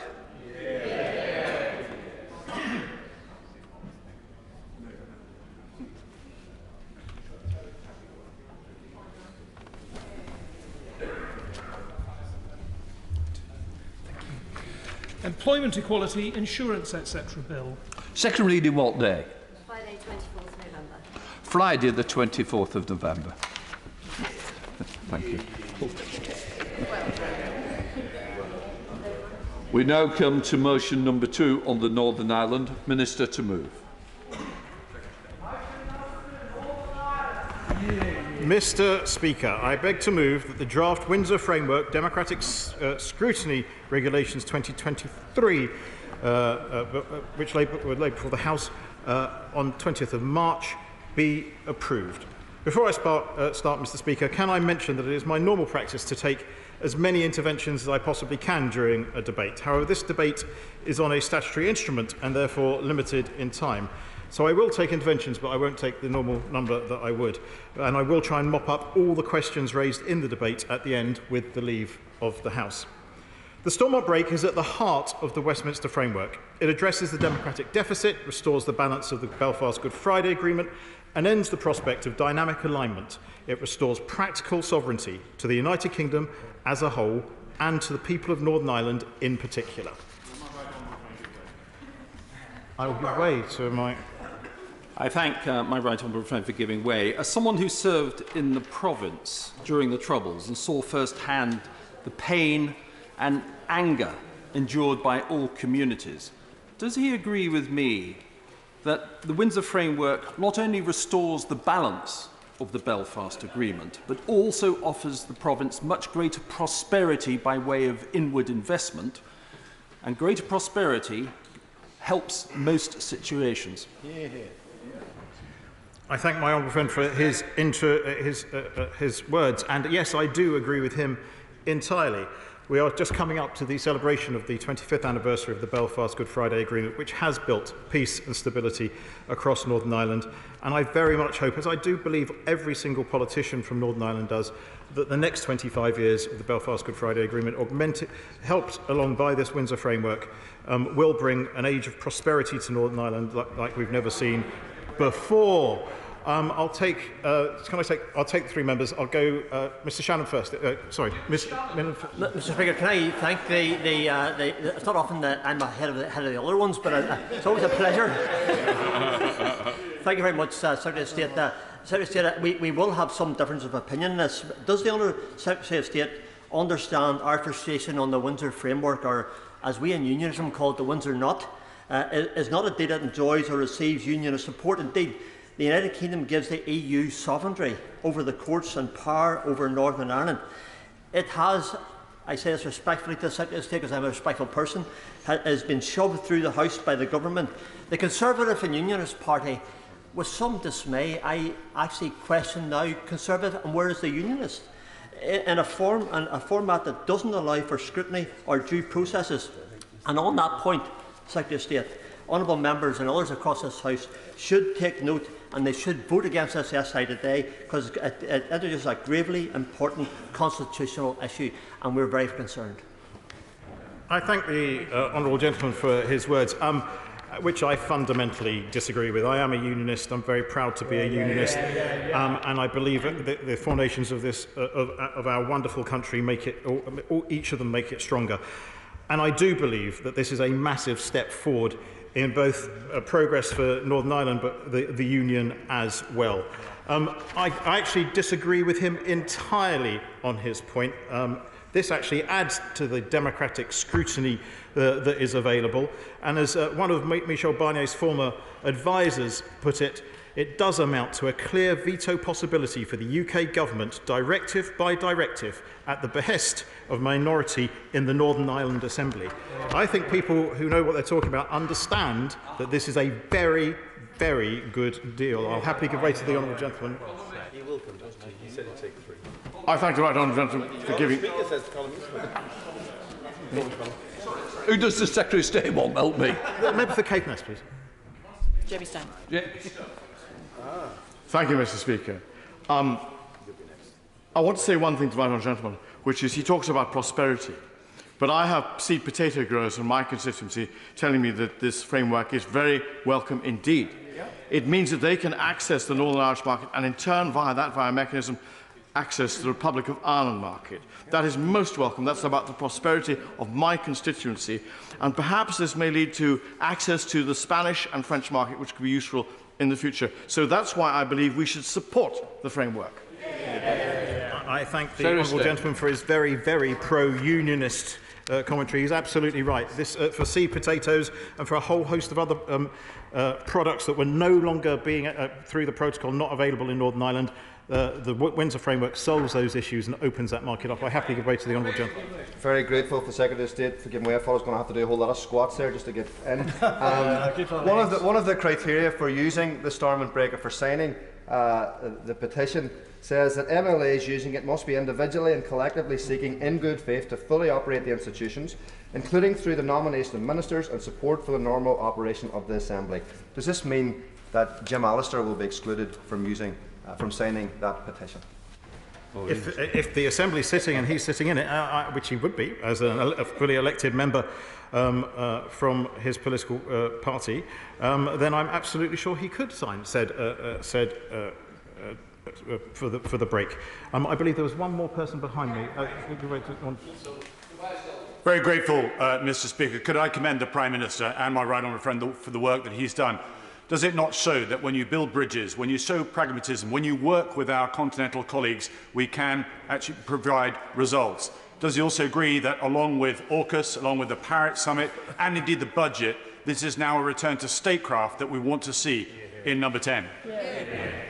It is without doubt statecraft emanating from number 10, and I pay tribute to the Prime Minister for everything that he does in that way. I'm going to continue just for a bit, if I may. I will come back in a moment. But in a democracy, we all believe, as Democrats here, people should have a say over any change to the laws under which they live. But under the old protocol, that was not the case. Changes to laws were automatically imposed on Northern Ireland, whether it wanted them or not. And as Secretary of State for Northern Ireland, I, like many other members of this House, found this to be an unacceptable state of affairs. The Stormont break not only ends that, but ensures that changes to rules and regulations have the consent of both communities, asserting a fundamental principle of the Belfast Good Friday Agreement. I will happily give way to this honourable gentleman here. I'm very grateful to my right honourable friend who has made this progress hugely possible through his hard work. Does he agree with me that wherever you're starting from, by comparing the Northern Ireland Protocol with the Windsor Framework, it is quite clear to everyone that good progress has been made and that it is an improvement and that it is welcomed by most of the communities in Northern Ireland very strongly indeed, and for that reason we should be supporting it tonight. I thank the Honourable. Yes, I do believe that, and I thank him for his point. As the Honourable Lady, the Honourable Gentleman, and then I will continue. And yes, of course. Thank the Minister for giving way, and he's making a powerful case about democratic scrutiny.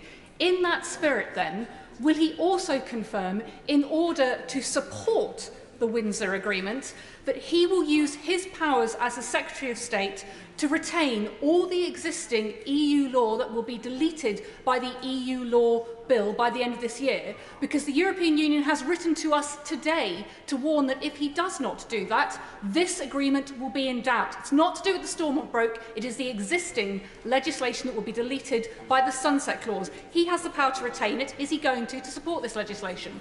I'm afraid I've not seen that letter. I know nothing of it, and I do believe that the retained EU law bill is going to do a good job of work for the whole of the United Kingdom.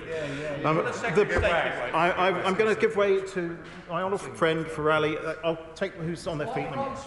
I thank the Secretary of State. I fear today we will respectfully have to agree to disagree. But he has described the break on multiple occasions, including in BBC interviews, as a veto.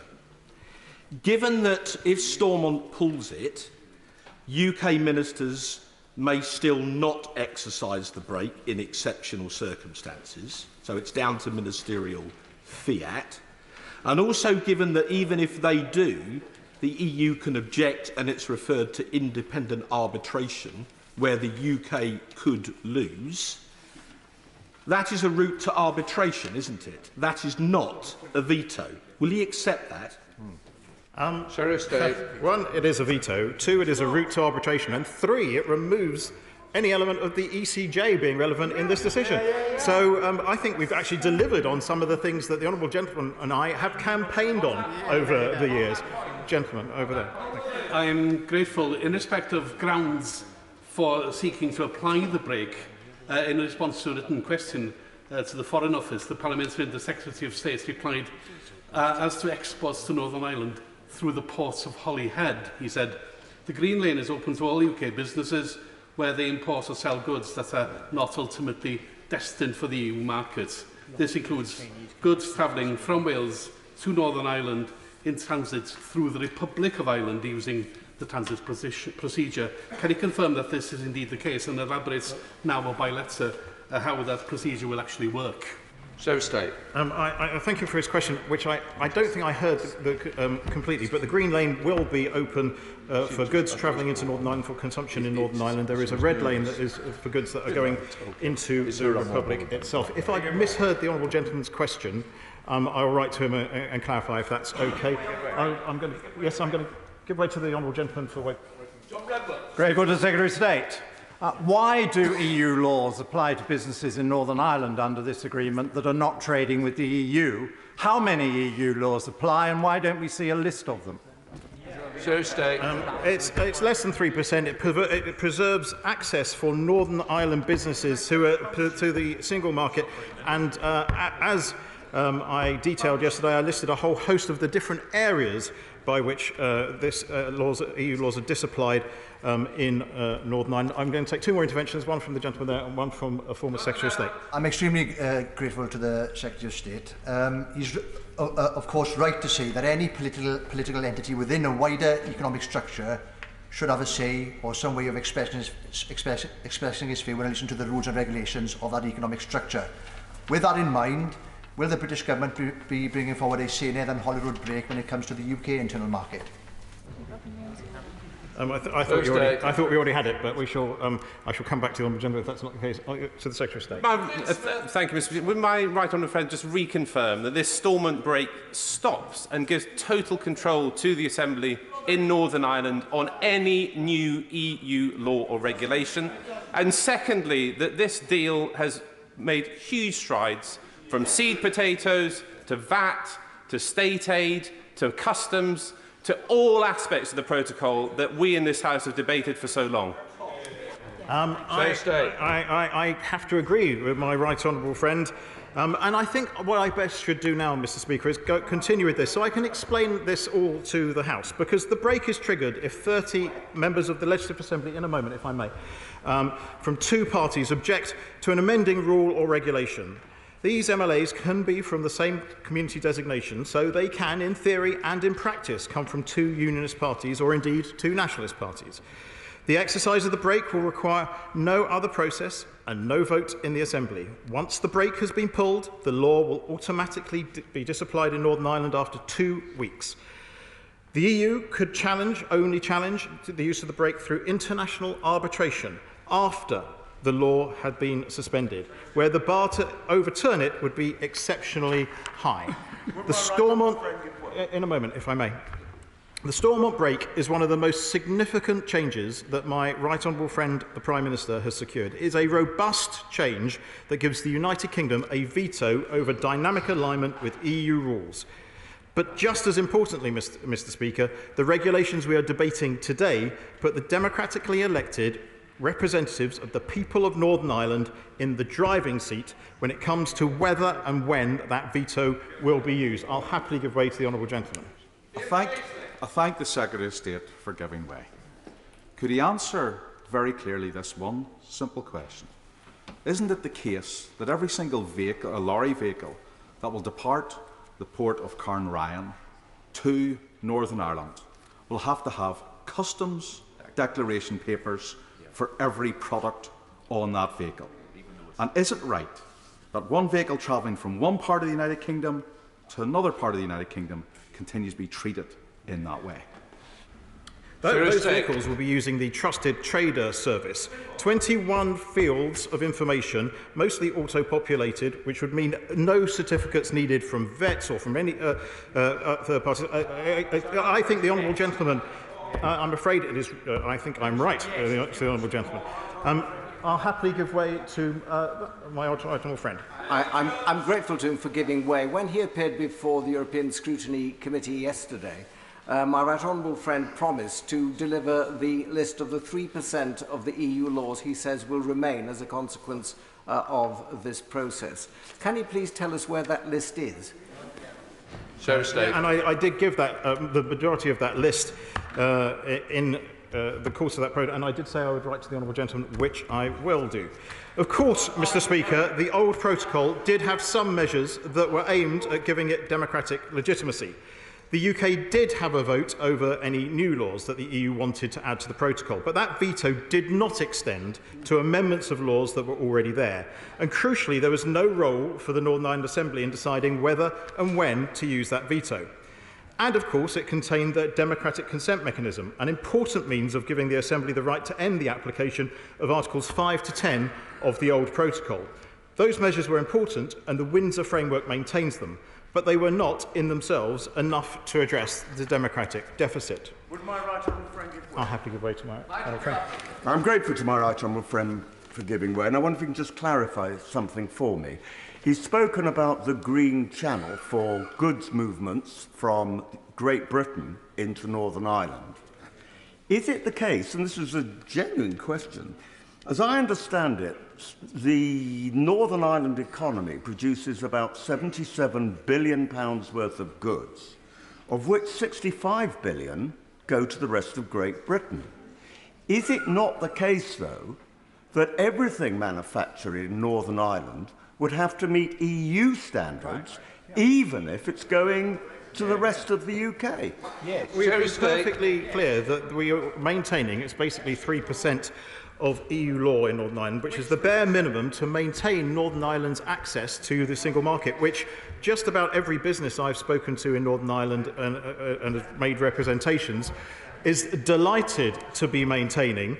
And indeed, I've been lobbied by individual members around from Northern Ireland to actually have this maintenance of access to both the UK market, the fifth largest economy in the world, and indeed the EU market for goods. I'll happily give way to my right honourable friend. I'm grateful to my right honourable friend, and I fully support what he's done here. I think the Prime Minister and the whole of the Northern Ireland team have done a great job. And does he agree with me that this Windsor Agreement enables a huge opportunity in Northern Ireland, not just to be a precious part of our United Kingdom, but also to be the target of enormous amounts of foreign direct investment coming into Northern Ireland, because it will have the advantage of being an integral part of the United Kingdom, but having open access to EU markets as well.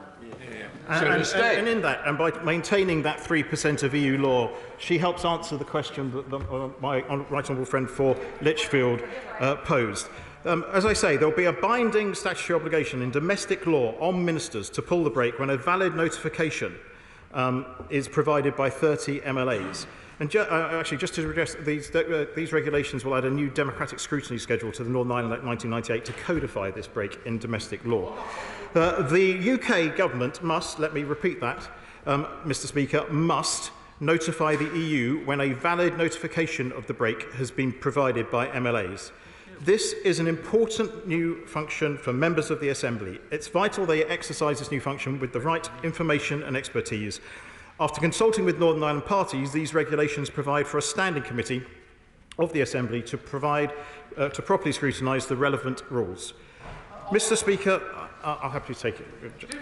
Yeah, I'm very grateful to the Secretary of State giving way, and can I say I'm treating this vote today as a recognition of the wider package and voting for it with the government. On the issue of the Democratic Scrutiny Committee, this is new to the Assembly. It will require a lot of resources, as will the necessity of engaging with Brussels in terms of the development of new law from first principles. Will the Secretary of State have a conversation with the Assembly around the potential for new resources to make sure it can actually do its job fully in that regard? I very much look forward to having that conversation with a fully functioning Assembly and Executive. Mr. Speaker, some have described this as a consultative role for MLAs. It is not. It's a robust power for MLAs to stop the application of amended EU rules, a power that neither the UK government nor the European Union can override, provided the conditions in the framework are met. Some have claimed, I'm going to keep going for a bit if I may please, some have claimed that the EU must have some means of blocking the break. These regulations demonstrate, Mr. Speaker, that this process is entirely one for the United Kingdom. The process is firmly and unambiguously within Strand 1 of the Belfast Good Friday Agreement. There is no role for any institutions outside the United Kingdom, whether that be the EU or anyone else, to determine whether the brake is pulled. It will be a choice of the UK alone, its sovereign government, alongside elected MLAs, whether the brake is pulled. Some also claim, Mr. Speaker, that the government might simply ignore the brake. These regulations make clear that the government has no discretion here. MLAs cannot be ignored. Valid notifications of the brake must be notified to the European Union. The government's actions the government's actions will be subject to all the normal public law principles that attach to decision making. And for the avoidance of doubt, the regulations are clear that the prospect of any remedial measures by the EU cannot be a relevant factor in the government's determination.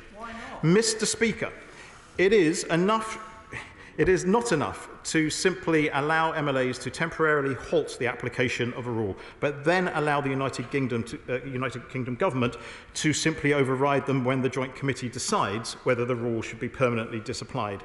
So these regulations go much further and provide a clear, robust directive role to determine whether the government should use its veto or not. Unless there is cross-community support in the Assembly, ministers will be legally prohibited from accepting an amended or new EU law which creates a regulatory border between Northern Ireland and the rest of the United Kingdom, except in exceptional circumstances. And let me be clear, exceptional circumstances means just that. The threshold for that exception is unbelievably high, and a minister invoking exceptional circumstances must be able to defend that decision robustly and in line with normal public law principles.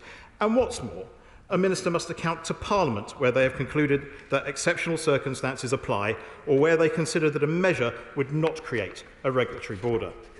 This represents one of the strongest statutory constraints on the exercise of ministerial functions under a treaty ever codified in our domestic law. I happily give way.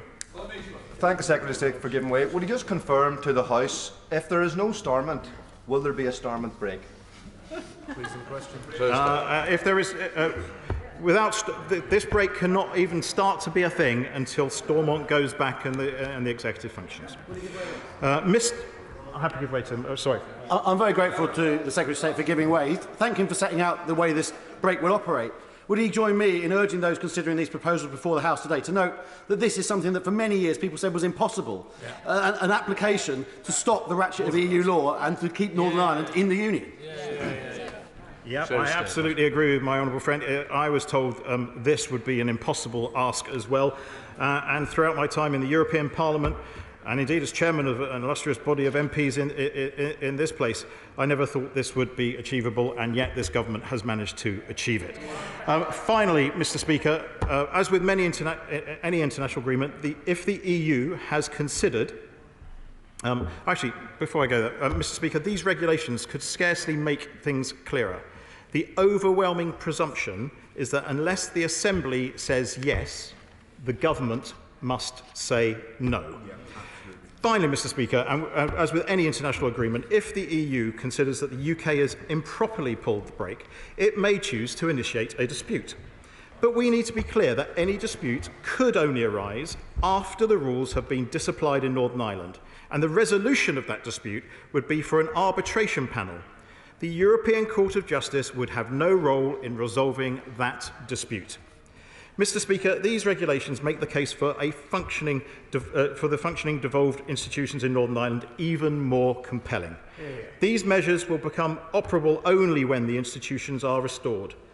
Denying the people of Northern Ireland will not only deny them the basic right to an effective, stable government, but will also deny them the full democratic input into the laws that apply to Northern Ireland, and that denial cannot be justified. Mr. Speaker, these regulations give domestic legal effect to this democratic safeguard and restore the UK's sovereignty. We should consider carefully how we vote on this measure. Without this measure, Northern Ireland would continue to have full and automatic dynamic alignment with EU goods rules, with no say for the Northern Ireland Assembly and no veto on amending or replacing those measures. That is an intolerable situation, Mr. Speaker, and I urge all honourable and right honourable members to vote to end that full and automatic dynamic alignment. I therefore commend this order to the House and beg to move. The question is, as on the order paper, I now call the Shadow Secretary of State, Peter Kyle. Thank you, Mr. Speaker. The right honourable gentleman, the member for Holborn and St Pancras, the leader of my party, said in January that any protocol deal struck between the UK government and the EU would by definition mean real progress in mitigating the problems caused by the original deal that they negotiated. He pledged that in these circumstances Labour would support such a deal. It is a pledge that we will be honouring today. So whereas the government has once again been distracted by rebellion and infighting within their own party, thanks to the Labour Party, they can be sure that the national interests will be served today. Would the honourable gentleman allow? Of course I'll give way. I'm grateful to the honourable gentleman for giving way because he actually makes a very important point here. For the last quarter century, the House has proceeded in relation to the peace process in Northern Ireland, and today is about the peace process. Let's be quite clear about that, on the basis of bipartisan or non-partisan politics. For that reason, my party will also be joining him and the government in the lobbies tonight. I'm grateful for the right honourable gentleman's intervention and taking a similar position and coming to a similar view as the Labour Party. As a Scottish MP, I also want to express my sympathies with the incident which is unfolding in Edinburgh with a ship which is capsized and is injuring, we believe, 15 or more people. So our sympathies are with him and the people of Scotland today. The government has said that the vote today is the main vote on the Windsor Framework. It's the main vote that this House will get. My speech will focus on why Labour supports the deal overall, but I will also begin on the Stormont break itself, which is the subject of the regulations that this SI puts in place today. The democratic deficit was always one of the hardest parts of the protocol deal to reconcile. Of course, businesses and most people in Northern Ireland want to continue access to the European market as well as the internal market. But the cost of this access was having no say in the rules which had to be followed. The Stormont break will give representatives a say once devolved government is restored. It is impossible to argue that this is not an improvement on the current situation. 30 MLAs from two parties will be able to trigger the break. But I think just as important is the new committee in the Assembly that will scrutinise new laws and which will affect Northern Ireland. There are understandable concerns about how the break will work in practice, but the best way of stress testing this can only be done through experience, and you can only get the experience by restoring Stormont. Getting Northern Ireland's devolved government back up and running is what we all want to see.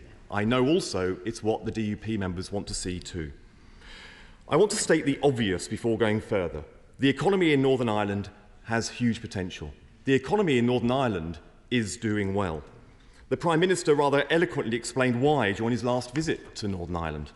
He didn't need to, because everyone who lives there or runs a business already knows. But the challenges posed by the protocol go much deeper than the market access, and that's what needs most attention during this torturous period of renegotiation. And I give way to my honourable friend.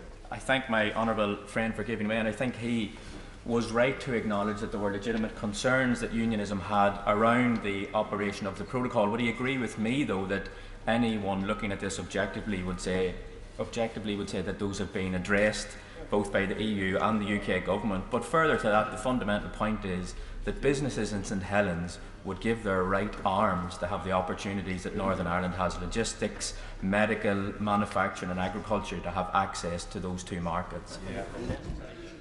I'm grateful for my honourable friend's intervention. I'm also pleased that he recognised the legitimate concerns that the DUP have. But yes, I think all of us right across the United Kingdom want to see devolved administration in Northern Ireland up and running. That's what the purpose of this whole torturous process has been, and hopefully we can get resolved soon. I give way to the Honourable Gentleman for vote. So what is the point of rushing through a vote on this protocol when it is the protocol and the agreement behind it that prevents Stormont meeting, which means the protocol would never be used? Well, he makes the argument for why you should have voted against the protocol in the first place. Yeah. We on this side did oppose the protocol when it was imposed. He voted for it. Now, there are lots of people on that side, Mr. Deputy Speaker, that I listen to with great interest, because they often contribute a lot of thoughtful insight into the way we debate. But let's just reflect on what the Right Honourable Member for Wokingham said in the run-up to the Brexit referendum. The promises that he made to this country. This all came from his website, because I read it with great interest. 1, there will be more growth in the economy. 2, it'll rebuild our fisheries. 3, food will be cheaper. 4, our power will be cheaper. We will have fewer unhelpful regulations. Well, if that's the case, we wouldn't be here debating this today, would we? 6, we will get a US trade deal. And 7, our balance of payments will improve. There are many people who should be contributing to this debate in a thoughtful way. He, I'm afraid, is not one of them. The challenges posed by the protocol go much deeper than market access. And that's what's needed most attention during this tortuous process of renegotiation. The unionist concerns were mostly twofold. Firstly, there were impediments to the flow of goods travelling across the Irish Sea. Some products and shipments were more affected than others, having a disruptive effect on supply chains and the ability of retailers to keep their stores stocked in a manner familiar to pre-protocol shoppers. This, of course, leads to the second source of concern, which is the existential impact that these impediments have to the free flow of goods within the United Kingdom and what that poses for unionism. I give way. I'm grateful to the honourable member for giving way. Would the honourable member agree with me that the government has made tremendous progress with this Windsor framework in terms of veterinary and sanitary and phytosanitary measures? And what has been achieved with the securing of human medicines long term and the direction of travel for securing veterinary medicines up until the grace period ends shows that what can be achieved through dialogue. And it really shows to us all that we should be strongly supporting this framework deal. It does indeed show that negotiating and talking rather than rowing delivers more, but it also shows that you should think very carefully about what you vote for in the first place. Yeah. It is a right enshrined in treaty that anyone in Northern Ireland who wants to associate themselves as British should be able to do so without impediment. I understand this. Of course I do. If produce made in Sussex faced checks on the border with Hampshire, I would have something to say about it. And I've also asked myself this: if the protocol checks were taking place between Ireland and Northern Ireland instead of the Irish Sea, would nationalist communities be demanding action today? I believe they would. So demand for action is warranted. It is based on real concerns, not confected ones. So the mystery to me has always been why the government took so long to act. Why wait until devolved authorities had collapsed before seeming to care? By the time I was appointed to this job, the DUP had been voicing concerns about the protocol for well over 6 months. They were ignored. A month before I was appointed, the Right Honourable Member for the Lagan Valley had published an article calling for Article 16 to be triggered. It was met with silence. Then, in February, the executive was collapsed, followed 4 months later by the Assembly. In all that time, there was no visits by the Prime Minister, no meetings with party leaders either in Northern Ireland or in Downing Street, not a single statement to this House. As a result of this neglect, and believe me, it is neglect, we are now faced with 2 problems. The first is solving the technical issues created as a direct result of the original protocol negotiated by that government and voted for by every single person sitting on those benches. That protocol, I remind the House, was created, negotiated and hailed as a great deal for Britain by this government at the time. And lest we forget, it was voted for by every single member on those benches, including those affiliated by to the ERG faction. Secondly, that period of neglect created a political problem that this government is paying the price for right here today. Put simply, when the DUP were expressing their concerns over the protocol from within the devolved institutions, they were ignored by the government in Westminster. When they collapsed those institutions, they were rewarded with a prime ministerial visit and ultimately the renegotiation of the protocol. The message from government couldn't be clearer. The learned behaviour of dealing with this government is that if you act functionally within the devolved administration, you are ignored. Of course, but if you act outside of the administration, you are unignorable. Of course, in this period, the other Northern Ireland parties have been denied their place within the government as well, through no fault of their own. In just one moment. So, if you disrupt and act outside of the structures of government, you get all the attention in the world. You even get a Prime Minister travelling abroad on your behalf to renegotiate a deal we'd hitherto been told was unrenegotiable. I give way to the Honourable Gentleman from Stansted. I thank the Shadow Minister for giving way.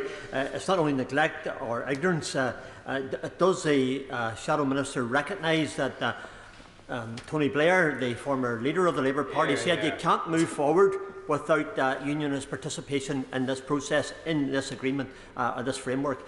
Bertie Ahern, also a former an instrument in the peace process, also said you can't ignore unionism. Does the Shadow Minister agree when it comes to moving forward, unionism cannot be ignored and our point of view has to be core to the whole issue of how we find a process to go forward?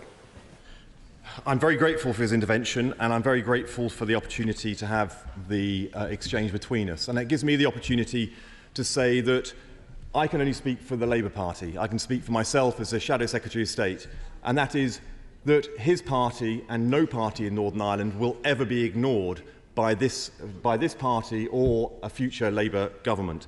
But also, as I'm about to explain, that you will be most rewarded and you will have most attention and have most agency in political life right across the United Kingdom from a position within the devolved authorities. So I do understand his point. Tony Blair and others were right, but these are all leaders who gave the attention to the DUP and every other party at the point at which they needed it. They didn't wait until devolution had collapsed before paying you and them and their parties the respect that they are owed and due. I will give way. Mr. Deputy Speaker, to give the Shadow Minister some credit, he is excellent at articulating the problem. But what's his solution? I'm very grateful because we'll be getting to it. And of course, he also well, it's interesting that members there want me to speed up, but they keep intervening. So I'll get through the speech if you allow me to get to it. But he makes the most blindingly obvious point here. My party will be voting in unanimity today. It is his party that is getting in the way of getting this across the line, because it is his party that is split over how to vote on the issue before us today. We're acting in the national interest. They are riven with division. So people like me aspire to government because we want to deliver positive change. But the DUP now have to ask themselves, because of the way they've been treated by this government, would a return to government mean relinquishing power? This inversion of the very principle of government, this absurdity, is a direct consequence of the manner in which Northern Ireland has been treated by this government and subsequent Conservative administrations over the last 13 years. And I want to be clear to members who represent communities in Northern Ireland in what they can expect from a future Labour government, to answer the point of the last intervention.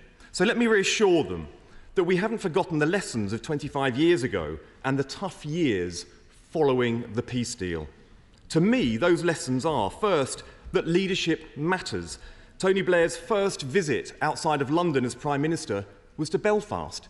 He visited 5 times in his first year as Premier. He didn't neglect Northern Ireland, and nor will my right honourable friend, the member for Holborn and St Pancras. Second, work towards a strong, trusting relationship with the Irish government. Because when our two countries work together closely, it eases the anxiety that some people in Northern Ireland feel regarding their Irish or British identities, as well as creating the conditions for economic progress across the island of Ireland. Third, we need to have the same ambition for Northern Ireland as we do for every other part of our union. I give way. The honourable gentleman for giving way, and I note what he's saying, and he's absolutely right. The agreement 25 years ago would not have been possible without the sacrifices and the statesmanship of so many others. But would he acknowledge that actually it was John Major and his government that started that process, and that this isn't a party political matter, this is something that this House should be proud of? Firstly, I thank her for her time as Secretary of State for Northern Ireland as well. And I readily acknowledge that many, many people made peace possible in Northern Ireland 25 years ago. We in this House will have the opportunity to debate these issues in a general debate coming up, and there will be plenty of opportunity over in Belfast as dignitaries from across the world come in to celebrate the great achievement of that time. John Major, of course, laid the foundations, and I think at the time and subsequently all Labour leaders, including Tony Blair at the time, paid great respect to the contribution that he made. If I start listing the names of everyone, then we'll be here for a very long time indeed. Third, we need to have the same ambition for Northern Ireland as we do for every other part of the Union. For example, it is not good enough to roll out home heating support months after citizens in every other part of the UK have received their support. Fourth, we should aspire to build respect among communities and be a voice for all communities here in Westminster. The last Labour government positioned the UK as an honest broker for all of Northern Ireland, and so will the next. And finally, Mr Speaker, Labour will never give up on Northern Ireland, however insurmountable the challenges might seem. Those involved in the negotiations 25 years ago have plenty of stories of frustration and moments of hopelessness. But perseverance is rewarded. It was then and it will be again today and into the future. It always is in Northern Ireland. While this deal is not perfect, it is an improvement. So, the interests of Northern Ireland and the rest of our country, we will be voting for it today. Thank you, Madam. Thank you very much. As you can see, there's a great deal of interest in this debate, so can I please ask people, when they do make their contributions, to make it short, please, so as many people can get in. Julian Smith. Thank you, Mr Deputy Speaker. I welcome the debate and the vote today, and the Windsor Framework has my full support. I also welcome the fact that the Labour Party, Lib Dem Party and almost the SNP, I think, are supporting the government and the Conservative Party today. Those of us who have followed this issue closely probably never expected to be here debating a renegotiation of the treaty itself. And it's testament to the Prime Minister's determination and that of the Secretary of State, the Foreign Secretary and others, that this focus, and through this focus, they've been able to achieve that. As someone also who's been slightly traumatised by Brexit votes over the years, I'm also delighted that this is the end chapter. And notwithstanding further improvements and changes, I think this chapter is one we're probably all delighted to be ending.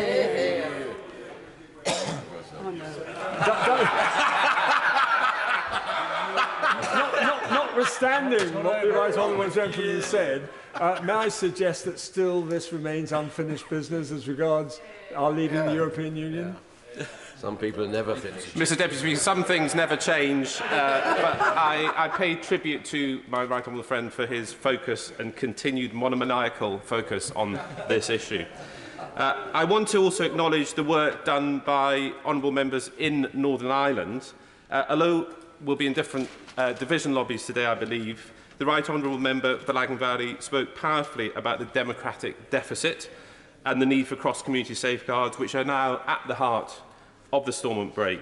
As one of Michel Barnier's top advisers said, as the Secretary of State has just told us, there has actually been a big victory for the Democratic Unionist Party. The Honourable Member for Upper Barn worked harder than anybody else to finally fix the issue of seed potatoes for her farming constituents, and the Honourable Members for North Down, Foyle and South Belfast have all engaged closely with businesses, Northern Ireland enterprises, to find practical solutions. I believe that the huge progress has been achieved, and we now need to maximise the potential for Northern Ireland to become one of the most attractive places to invest in the UK.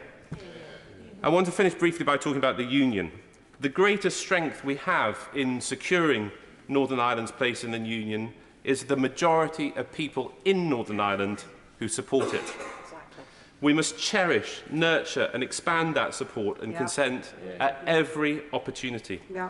Recent polling has shown there is huge support across Northern Ireland, above 70%, for the Windsor Framework and for solving this issue, and particularly cross-community support for the access it provides to both the UK and EU markets. I believe if we can bank the wins in this deal and secure over time stable power sharing, then we can look forward to decades and decades of overwhelming support for Northern Ireland remaining an integral part of the United Kingdom. And that was a 3-minute contribution from a former Secretary of State, so I'm sure if we can all follow that, we'll get a lot of people in. Richard Thompson. Thank you, Mr Deputy Speaker. Perhaps I should begin by addressing the remarks made just there by the Right Honourable Member for Skipton and Ripon when he said that he thought the SNP was almost ready to support this.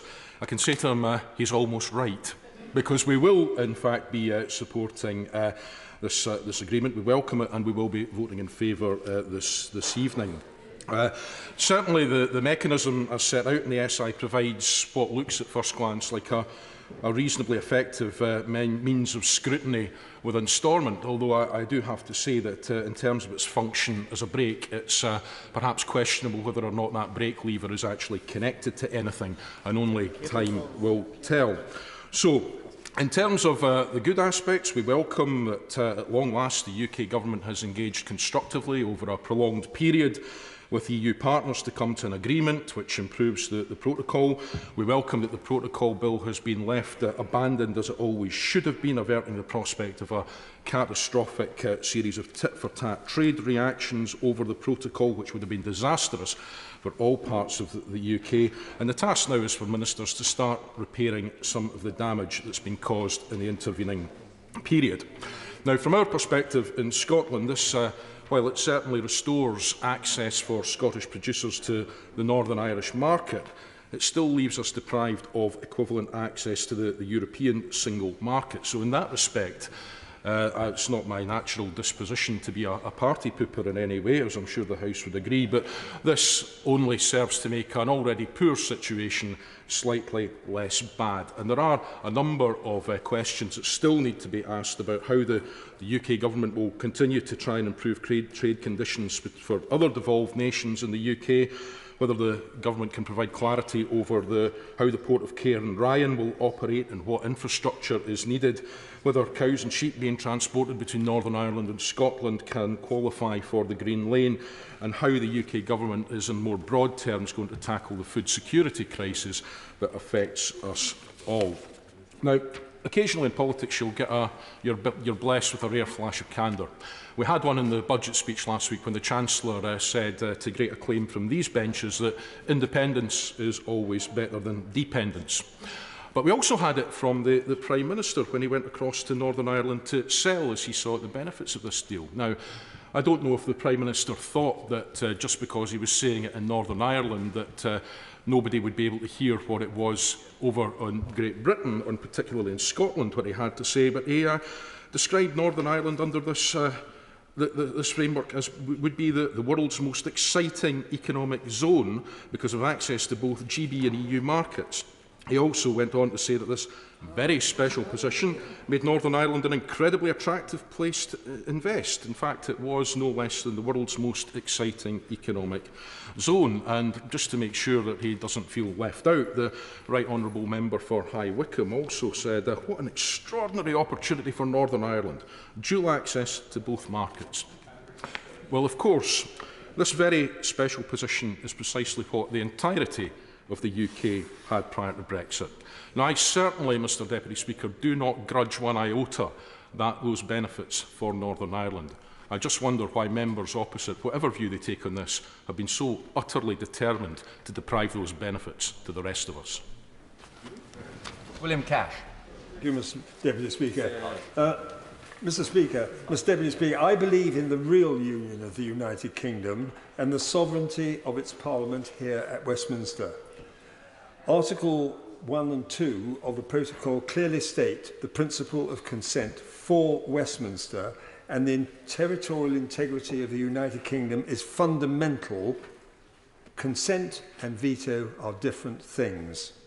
We have left the EU and we have passed Section 38, the guarantee of the sovereignty of the United Kingdom Parliament, and yet all laws passed before we left in relation to the single market still apply to and subjugate the people of Northern Ireland to the EU, but not to the rest of the UK. There is no such thing as Northern Ireland sovereignty. There is only constitutional Westminster sovereignty, and I'm afraid I do not recognise the expression practical sovereignty used by the Secretary of State in this debate and in a letter he wrote to the Joint Committee Chairman on statutory instruments of the 20th of March. Why should 2 million Northern Ireland citizens and voters for Westminster be treated differently from, say, the 2 million people from Birmingham, Liverpool or Manchester? Of course. The Honourable Gentleman is making a powerful speech, and obviously he's a subject matter expert, and I know he has passionate views on this. But listening to him, the phrase that comes to mind is a German one, I'm afraid. It's pathologische Realitätsverweigerung. It means a pathological denial of reality.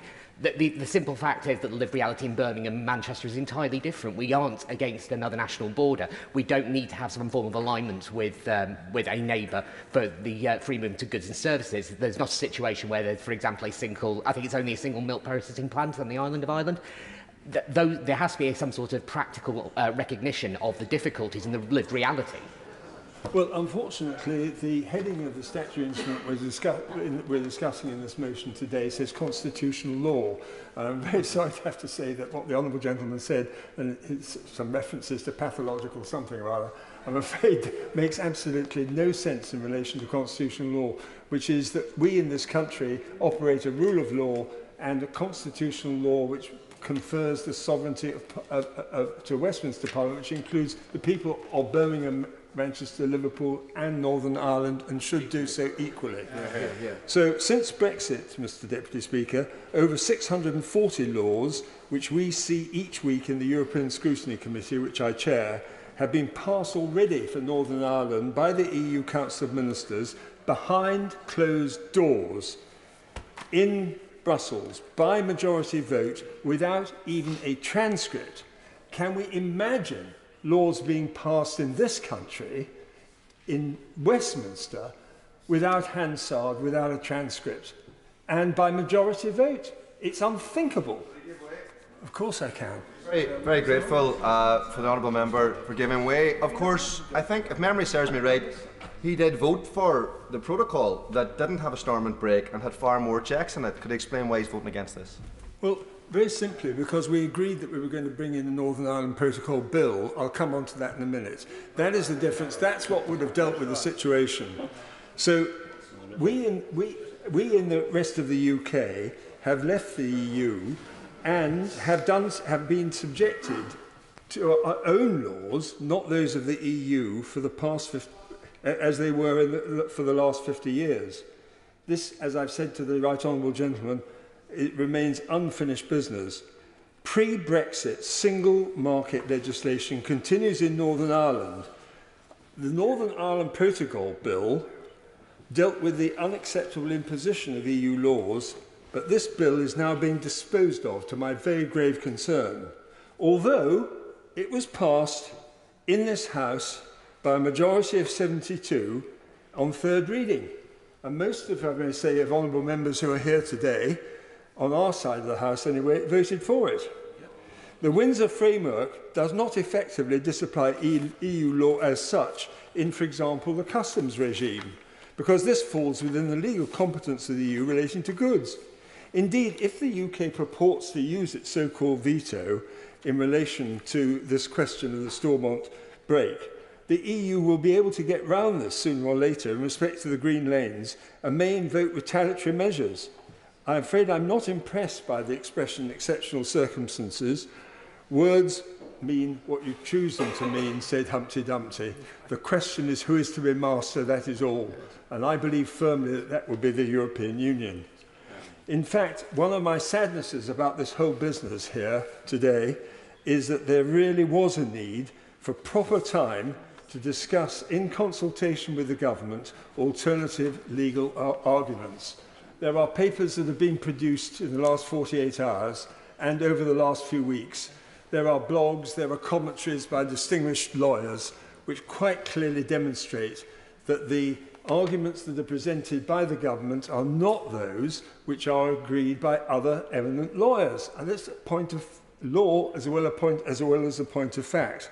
And as to the question of democratic consent and the inadequacy of the Stormont break, I'm sure that this will be addressed by the DUP members today.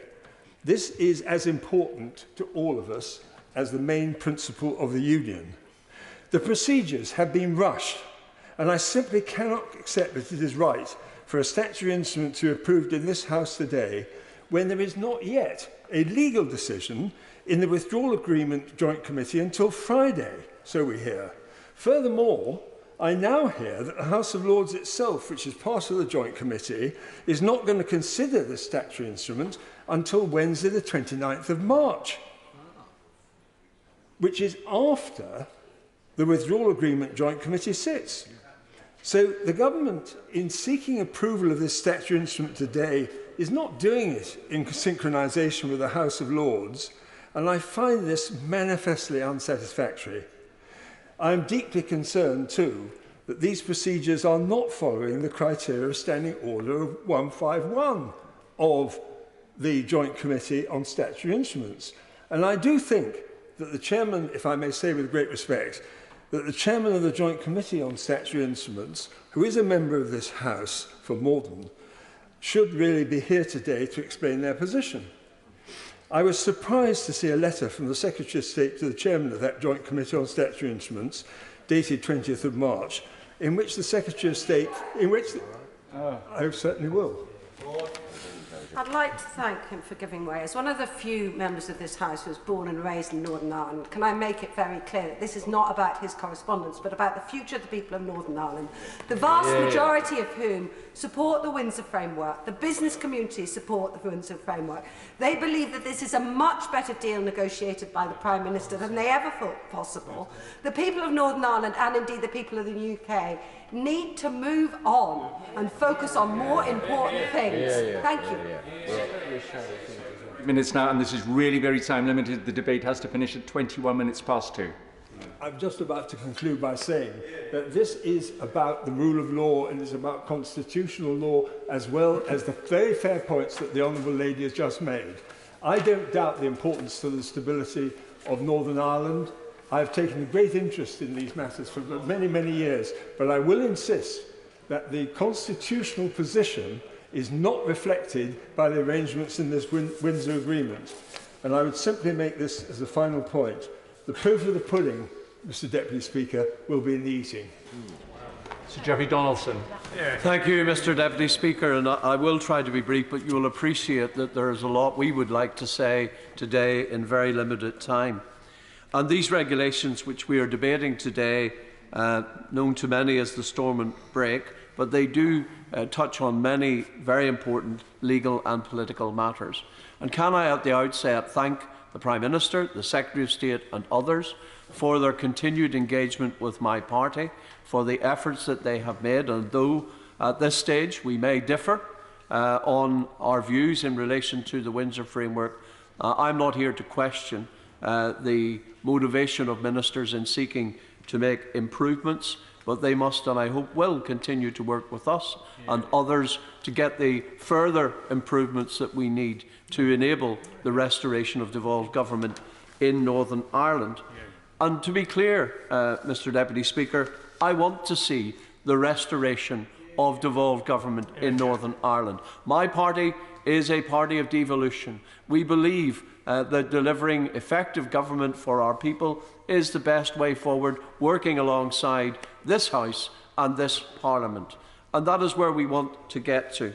But we've got to get it right.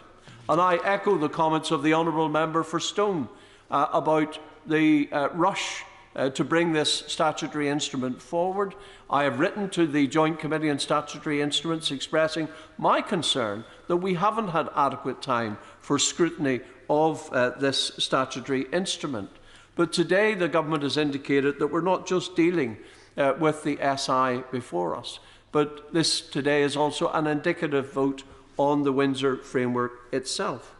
And therefore it's important that in my comments I reflect not just on what the Stormont Break does, but where it fits in to that wider Windsor Framework.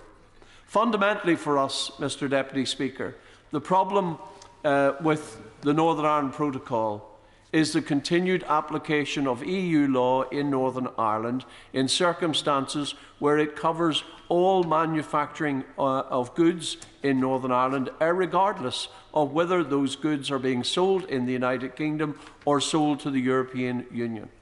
And I repeat the statistics that I quoted earlier at Northern Ireland Questions. Of all goods manufactured in Northern Ireland, the vast majority of them, some £65 billion worth of goods out of £77 billion manufactured, are sold in the United Kingdom. And therefore the solution must be proportionate to the difficulty. And the difficulty is the EU's desire to protect its single market and to maintain an open border on the island of Ireland. But the price for that, Mr Deputy Speaker, cannot be that Northern Ireland businesses manufacturing goods for sale in the United Kingdom are inhibited in many ways from trading within their own market.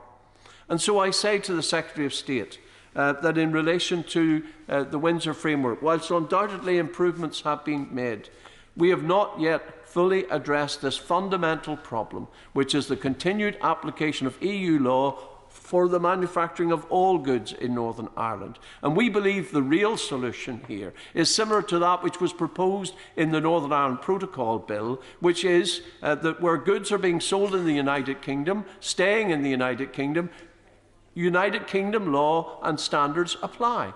And where goods are being manufactured by Northern Ireland businesses for sale in the Republic of Ireland or any other EU member state, EU rules apply. And that's the solution we're looking for. And the Windsor Framework does not deliver that solution. I will give way to I thank my right honourable friend for giving way. Would he agree that on the point he's made, or any other improvements or changes that needs to be made, the best way to influence now is for Stormont to return and for Stormont to be the centre of what I'm sure will be ongoing improves and iterations in this area? 6 months to improve that. Well, I thank the right honourable gentleman, the former Secretary of State, for his continued interest in Northern Ireland. And I say to him simply this, that my ministers in the Democratic Unionist Party sat in Stormont for over a year after the protocol was implemented. And we pleaded with the government. As the right honourable member, the opposition spokesperson, reminded the House today, we pleaded with the government to intervene, to do something to help us with the difficulties that the protocol was creating, and the government did not act.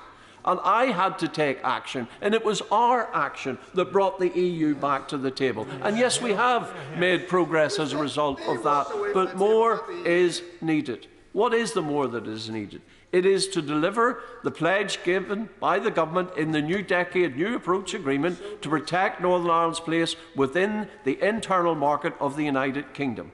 And whilst the Windsor Framework goes some way to doing that in relation to the movement of goods from Great Britain to Northern Ireland, it does not deal, for example, with the real potential for divergence between laws that apply in Northern Ireland, EU laws, and laws that apply in Great Britain, UK laws, where the UK decides to change regulations that were formerly EU regulations. And there is a bill before this House that will fast-track and significantly broaden the number of UK laws that are going to be changed and where EU law is disapplied, and that creates the potential for divergence between Northern Ireland and Great Britain. It harms our ability to trade with Great Britain, it harms the integrity of the internal market of the United Kingdom, and the Windsor Framework doesn't address that problem. And we need it addressed. So I say to the right honourable member, I want to see Stormont up and running, but we need the government to deliver the commitment it made when he was the Secretary of State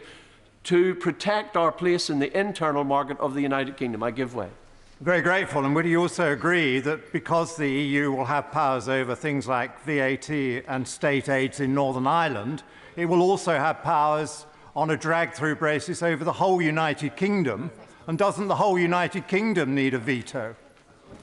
Well, I agree with the right honourable gentleman, and I say that that is why we need a solution that enables the United Kingdom government and this Parliament to regulate the entirety of the United Kingdom internal market. That is the solution. I am not saying that where Northern Ireland businesses trade with the EU standards and rules should not apply. I'm saying we can allow for that. But what I am not accepting is a situation where every business in my constituency must comply with EU rules, even if they don't sell a single widget to the European Union. And that is wrong, because it harms our place in the internal market of the United Kingdom. The Stormont break seeks to address the democratic deficit that I have mentioned, and to an extent it provides a role for Stormont to pull that brake when changes to EU law are occurring. But note, it does not give us any ability to deal with existing EU law that impacts on all manufacturing in Northern Ireland, laws that have been applied without our consent. And therefore, to that extent, the brake cannot apply. It applies to amendments or to EU law or changes, new EU laws that are introduced. And I also note, Mr Deputy Speaker, that in the proposed arrangements, it is available to the EU to take retaliatory action in the event that the UK government applies a veto to a new EU law. Now, this is a matter of concern to us in Northern Ireland, because retaliatory action could come in a number of forms and could include the suspension of arrangements in the Green Lane, which would impact our ability to bring goods from Great Britain to Northern Ireland. So we need to be clear that it is wrong for the EU to be able to intervene at that level in the free flow of goods from one part of the United Kingdom to the other. And so I highlight that issue as a real matter of concern to us. Before you take this intervention, Sir Jeffrey, there is now 9 minutes, and also when you resume your seat, I'm introducing a 3-minute time limit to get as many people in, so please be cognizant of that. I'm very grateful, Mr Deputy Speaker. My right honourable friend will know of the exchange the Secretary of State and I had yesterday at the European Scrutiny Committee, and the invitation given to him to indicate that in Article 18 of the Stormont Break, exceptional circumstances would preclude a material consideration being the EU retaliatory action that he has so referred. The Secretary of State was quick yesterday to agree with the interpretation. Can I ask, through my right honourable friend, that the Secretary of State at least will consider reaffirming the commitment that he was given yesterday? It features in Article 14, it does not feature in Article 16, but just to be clear, retaliatory action would not allow, the threat of retaliatory action would not allow a Secretary of State to consider that as an exceptional circumstances when exercising a veto. Well, I thank my honourable friend for that intervention, and I welcomed what the Secretary of State said yesterday, that we must not allow the threat of EU retaliatory action to influence ministers in exercising their powers under the Stormont Break. I also welcome the clear commitment that the Prime Minister gave to me recently, that the application of this power, the Stormont Break, is entirely a matter for the United Kingdom. It is a Strand 1 issue under the terms of the Belfast Agreement, and does not involve a role for the Irish Government in relation to these matters, and that's a very important principle for us. Mr Deputy Speaker, the Prime Minister has also indicated to me that in this process the wishes of Stormont will be respected.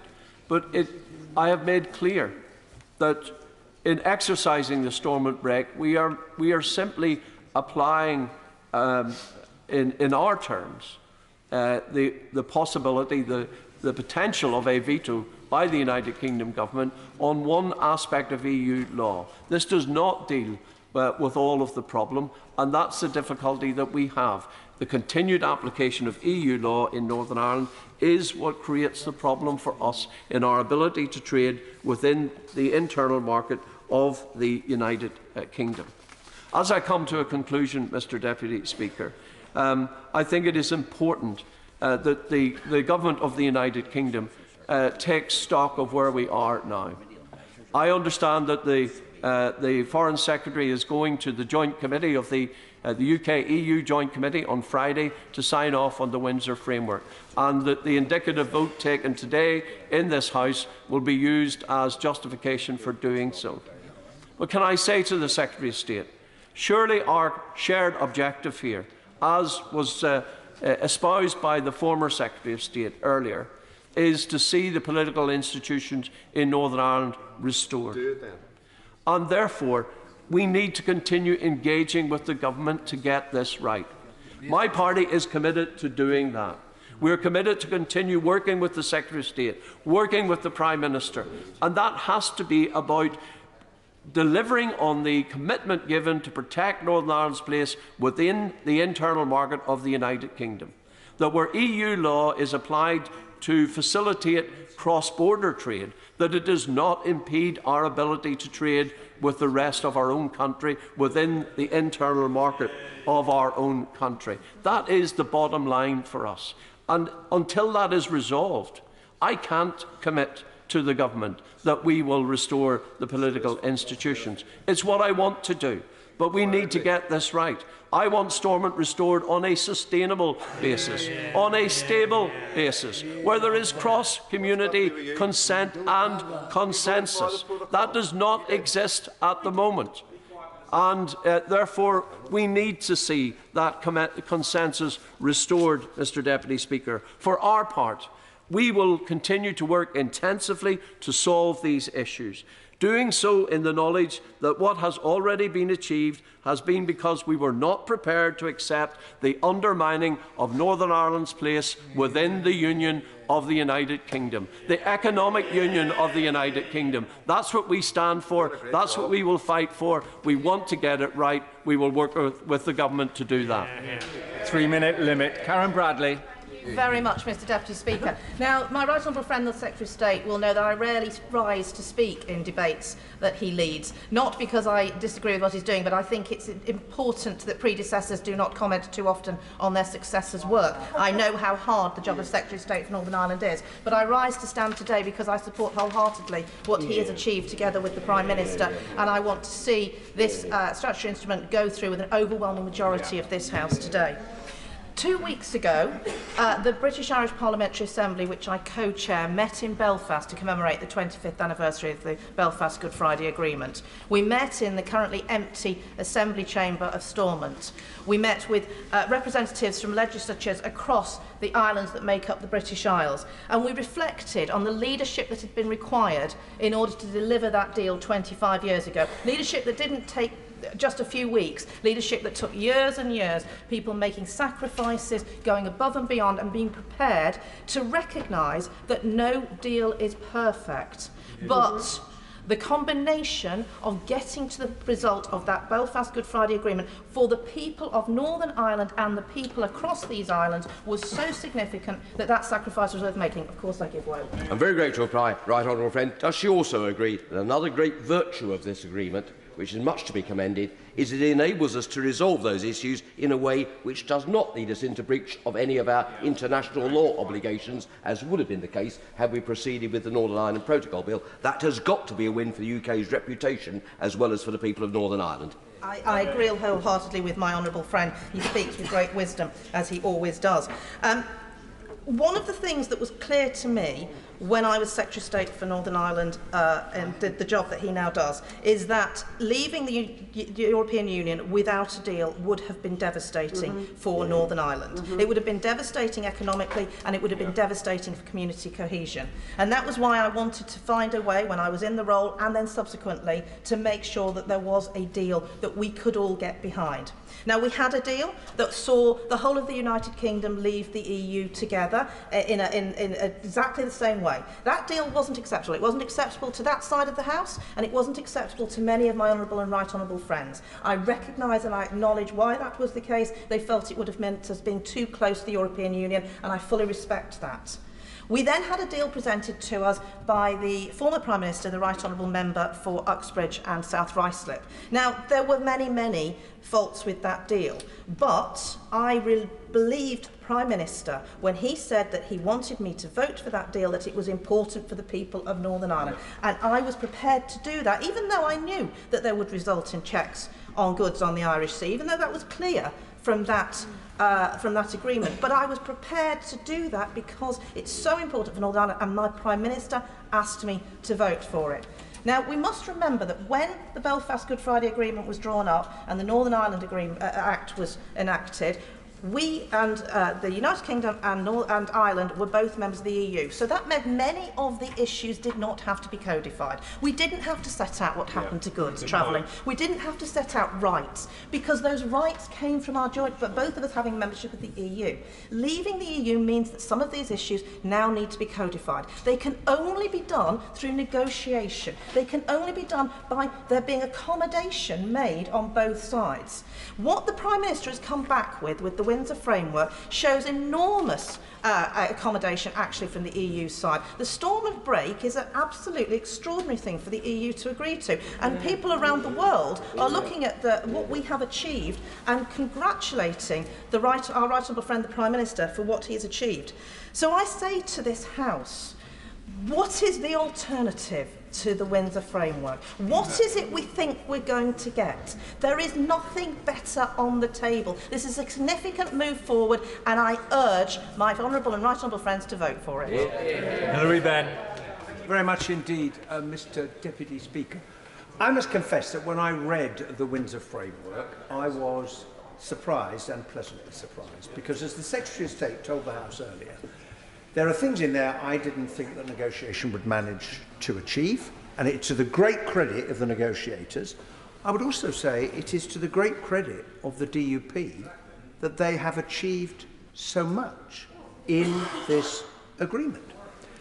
And the EU has had to move a long way. And I think it is a very sensible proposal, because leaving the European Union always confronted us with a choice about what to do about the border between Northern Ireland and the Republic.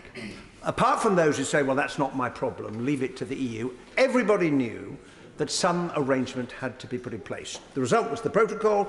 It didn't work. The Windsor Framework, I think, provides a way forward. And the Stormont break, in particular, answers the point that I've heard members of the DUP make in this House about future EU legislation, because the break is available. The second point I want to make is to respond very directly to the point the Right Honourable Gentleman for Lagan Valley made about existing EU law that continues to apply in the European Union. Many of those bits of legislation have applied in the European Union, in Northern Ireland and the United Kingdom for years. For years. Have they impacted on the ability of Northern Ireland businesses to trade with the rest of the United Kingdom? No, they have not. And they apply in Great Britain because of EU retained law. Now, the government has a choice when it decides which of those bits of retained law it wants to dispose of or change through the EU retained law bill, to what extent it wants to create divergence. I suspect that by the time we get to the end of this year, many of those pieces of legislation will still be applying in Great Britain, because divergence creates problems. It's the point that the former Prime Minister, who is in her place, made in one of her speeches shortly after the referendum. She said divergence results in us having to make a choice. And the final point I want to make is that it is very striking that businesses will take decisions for themselves. There was a recent example. The EU decided to reduce the amount of permitted arsenic in baby foods. Now, what did manufacturers in Britain do in response? They didn't wait for the government to say, well, we might or might not follow suit. They said, henceforth, we will, of course, produce baby foods matching the EU standard, because they want to continue to be able to sell their products. And ultimately, businesses will decide the standard that works for them. This is a very sensible measure. I congratulate the negotiators, and I really hope the House is going to vote for it. Sir Geoffrey Cox. Thank you, Mr. Speaker. I think we must avoid the danger of hyperbole, and I hope I don't disappoint my honourable friends on the front bench by saying that I do not think we can characterise this as the last word that will ever be spoken on this subject. But it does represent material and real progress. And if I had seen 3 years ago, if my right honourable friend and I had seen in 2019 a similar flexibility on behalf of the European Union, history might have turned out rather differently. My right honourable friend, the Prime Minister, has achieved considerable things with this agreement. No, it is not the last word. Yes, it is true that to any of those who prize the constitutional principles my honourable friend for Stone has spoken of, it will always leave a lasting sense of dissatisfaction that there are certain rules that apply in Northern Ireland that do not apply on the mainland of Great Britain. But Northern Ireland is a special case. It was already recognised to be a special case when the Good Friday Agreement was introduced, and when even then, by the British-Irish Agreement, the full and absolute sovereignty of the United Kingdom government was abridged by the arrangements that were put in place then in 1997. For those of us who are unionists, there will always be an aspiration to an ever-increasing proximity between us. But the stage we have now reached is that this agreement represents a significant and major achievement by this government. It requires, compels, commands the assent of every member on this side of the House, I fully believe. For it is a serious and significant improvement on the protocol as it was agreed in 2019. And why would we not at least agree to an improvement, even if we say at the same time it is not the last and final word? And so, looking back through the last few years with a degree of regret, nostalgia even for those times perhaps, I commend most strongly to this House, urgently to this House, the virtues and merits of this important and real staging post on the pathway, ultimately, to what I hope will be a final settlement.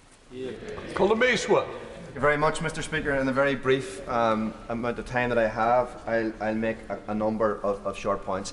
Look, we don't like the Stormont break for a number of reasons. I would never have agreed the Stormont break. I think it damages and clouds the investor proposition. It has no specific role for the Human Rights or Equality Commissions. The break can be pulled before the committee can even finish its work on scrutiny. And most importantly, I think it's a very bad idea, given the number of years I spent in Stormont, to give the DUP a veto over anything. I want to just say something as well, Mr. Speaker, about some of the people in this House who will go in and vote against this today. Former Prime Ministers, members of the ERG, all of whom supported the protocol that had no Stormont break in it, that had far more checks for businesses in it. They're more interested in internal Tory politics than they are in the wishes and interests of the people in Northern Ireland. And I would urge the DUP to learn the lesson of the past few years. The people you can trust, the people who want to work with you, are sitting right here. They're not over there on the backbenches of the Tory, Tory party. I will. Mr. Speaker, I thank the honourable member for giving way. I just want to say two things.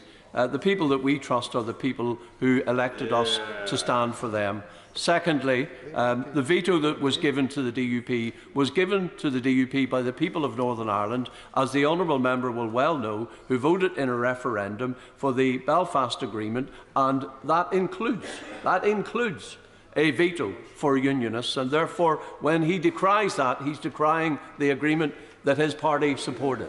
Of course, the agreement that the right honourable member didn't support. But the reality is we will vote for this because it has been made very clear that this is a vote on the whole framework. And we've been through many a negotiation in the past. We know, we understand when the negotiation is done and a decision has to be made. And in every single negotiation, in every single agreement there have been parts of those agreements that we haven't liked, but we've had to stomach it for the good, the greater good of the people of Northern Ireland. We see the unionist concerns. We see many of them, most of them addressed in this agreement, and we are prepared to make the decision on that basis. But let me make this very clear to this House. If the DUP still refuse to go into government after all of this, more and more people, I can guarantee you, will figure out that the best way to make the north of Ireland work is within a new Ireland. That is where this is going, and people should be very aware of that. The Right Honourable Member for Lagan Valley, the Secretary of State and myself were all in the United States last week. We know that President Biden has appointed Joe Kennedy as an economic envoy to try to take full advantage of dual market access. We met investors, we met senior members of the US administration who want to help us bring jobs to places like Derry that have been left behind over many years. This is a huge opportunity. It is facing us, it is right in our face. Dual market access that people around this House would, as somebody said earlier, give their left arm to have for their own constituents. Why, oh why, despite some concerns, even that I have within all of that, why would you give that up? The most important thing to remember though, Mr. Speaker, it's done. It's over. The negotiation is finished. The British government, the European Union are moving forward, they're moving on, they're dealing with other issues. It's time now to deal with the crisis in our health service, which is at the point of collapse, to deal with the economic stagnation, to get into Stormont, to do the work on behalf of the people, and to come back together again and work the common ground. There is no other alternative. Thank you, Mr. Speaker. I am a passionate Brexiteer, and I still think our future outside of the European Union is the best possible thing for the United Kingdom. But above all else, I'm a passionate unionist, and it really does pain me, like my right honourable friend, the member for Skipton and Ripon, to see that here we are again having these same discussions that we had in the hung Parliament of 2017 to 19. But for so many of us now, we do believe the deal that's been struck by the Prime Minister, with support from the front bench, from other passionate Brexiteers, this is the best possible deal. And at any time over the last 7 years, if we'd been offered this deal as a United Kingdom as the way forward, we would have bitten their arms off. And it seems to me, Mr. Speaker, the greatest pity that the DUP, honourable members and right honourable members opposite, are not going to support this deal today. It seems to me that this is a superb deal for people who live in Northern Ireland. And whilst I fully respect the views and the knowledge of my honourable friend, the member for Stone, I do think that the constitutional issue has to be taken as slightly, only very slightly different to the issue that faces us today. Today we're looking at a deal that really will work so much better for the people of Northern Ireland and for our union. And as my right honourable friend, the member for West Horwich and Devon, says, this will not be, in all likelihood, the last we hear on this subject. But let's not make the perfect the enemy of the good. Let's move forward as one United Kingdom and vote for this SI. Mr. Speaker, let's be clear what we're debating here today. We're debating a lock or a break, which is necessary because the government has allowed the EU to impose its law on part of the United Kingdom. And the result of that is that we now have a border between one part of the United Kingdom and the other part of the United Kingdom. A border which is going to be reinforced very shortly by the building of physical posts which will be used to monitor trade between Great Britain and Northern Ireland, where goods which are going into Northern Ireland purely for the consumption in Northern Ireland will be checked, 100% customs checks and 1 in 20 physical checks. And that can be varied, of course, by the EU. And what's the answer, government's answer to it? Well, unionists can make a protest about it, they can sign a petition of concern. By the way, a petition of concern, which if there's anything will destabilise the Northern Ireland Assembly, it's the constant use of the petition of concern, and the members behind me will confirm that. So, first of all, there's a limit on what can be done. And secondly, despite what the Secretary of State has said, that he would be bound to, in fact, he would have no option to, other than listen to the petition of concern from unions. There's a whole section in this bill which tells us grounds on which he can refuse to do it. And even when he does, if he does accept it, he then has to go to the Joint Committee and he has to exercise a veto which he knows will lead to material impacts for the United Kingdom, and that we can be absolutely sure. If it's a choice between disrupting relations with the EU, ironically, this Windsor framework is presented on the basis that it's to normalise relations with the EU. If that's the case, how likely is it that we're going to pick a fight with them over the implementation of some EU law in Northern Ireland? The truth is, this is not a Stormont break, it's a Stormont fake. It should be rejected by this House. It doesn't protect the Union, it doesn't protect democracy in Northern Ireland, and it will not get the Assembly back and running again. Well done. 20 seconds, John Redwood. The government should not put this to a vote now. This will not work. It cannot work as a break because Stormont will not meet because of it. And it gives amazing powers to the European Union. Order. The question is, as on the order paper, as many of that opinion say aye. Aye. Of the contrary, no. Aye. Division, clear the lobby.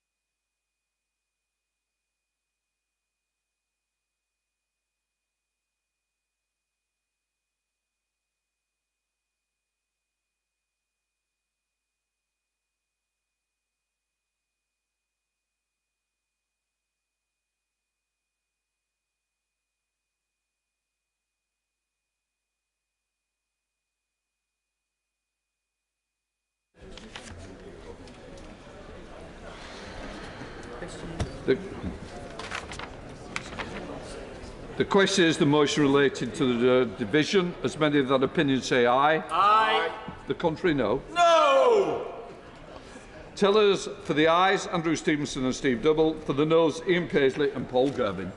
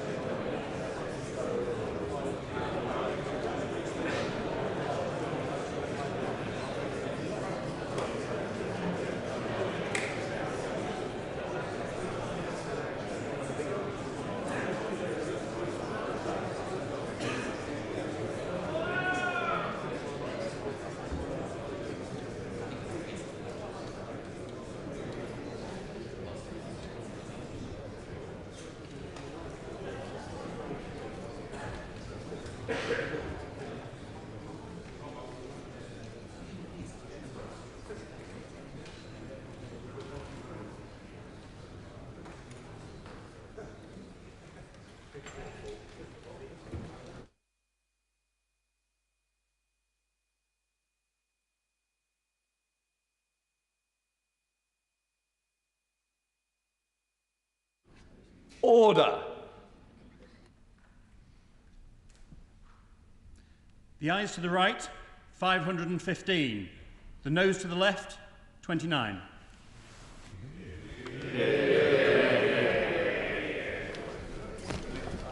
Thank you. Thanks a lot. Ayes to the right, 515. The noes to the left, 29.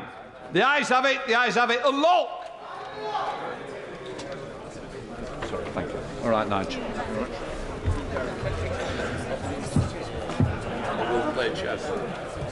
Order. Order. Consideration of Lord's message. Now. We will begin with the government motion to disagree with the Lord's Amendment 6B, 6C, 6D, 6E and 6F. And I call the Minister to move the motion to disagree. Chris Phil. Thank you, Mr Deputy Speaker. The Public Order Bill is about giving the police the tools they need to tackle the highly disruptive protest tactics we have seen in recent months, which have blocked ambulances, delayed passengers from making important journeys, stopped children getting to school and prevented patients from receiving critical medical care. We have seen our capital city, London, being held to ransom. It cannot be right that a selfish minority committed to causing as much disruption as possible continue to get away with it. These actions are not only impacting the public, but are diverting the police away from the communities they serve. I think in November last year alone, October and November, something like 10,000 hours of Metropolitan Police time were taken up. And that is why this bill is so important. Mr Speaker, we've had some back and forward with the other place, but there is only now one remaining issue to resolve between us, and that is concerning the power to stop and search without suspicion, which has been extended through this bill to enable the police to search for and seize articles related to protest activities. It is worth saying that this power, before it can be exercised, requires a police officer of the rank of inspector or above to have a reasonable belief that a number of offences may be committed in the area concerned. It further requires that officer to believe that the conditions being imposed, the authority to carry out these searches, are necessary to prevent the commission of offences, and moreover, the power only lasts for 24 hours, capable of extension for another 24 at the most. So it's a power only to be used where it is reasonably suspected an offence may be committed, only where it is believed to be necessary, and only for a time-limited period. So those are quite important restrictions on the way this power can be used. Stop and search is a vital tool that's used to crack down on crime and protect communities, and we see it as appropriate in the face of large, fast-paced environments where it can be difficult for the police to reach the level of suspicion required for a suspicion-led stop and search, for them to have this power available as well. Yes, of course. I'm old enough, Mr Deputy Speaker, to remember when the policeman used it as initiative, as intuition, to suspect that a crime was probable or could be caused or had been caused. Does the Minister feel that this legislation he's referring to ensures that the policeman still can use this initiative to ensure that those who are carrying out crimes can be detained with the suspicion of cause rather than without evidence? Well, I think my honourable friend makes the member for Strangford makes a very good point. Police often will suspect crimes may be committed, but in a particular case of an individual, may not reach the individual suspicion level, and it's in those circumstances these rules will apply. So I do completely agree with the point my honourable friend made just a moment ago. I do also want to be clear with members. Yes, of course. If you could confirm as an illustration that the police may use this power, for example, if a demonstration is about to take place by a group who use a particular tactic. So, for example, gluing themselves to the road to intercept individuals with glue in their pockets before they then go and do what is then an activity or by gluing themselves, occupies enormous amounts of police time, puts themselves often in danger and put police officers in danger, and causes enormous inconvenience. That in those circumstances, the police would be able to use this power to get ahead of the problem.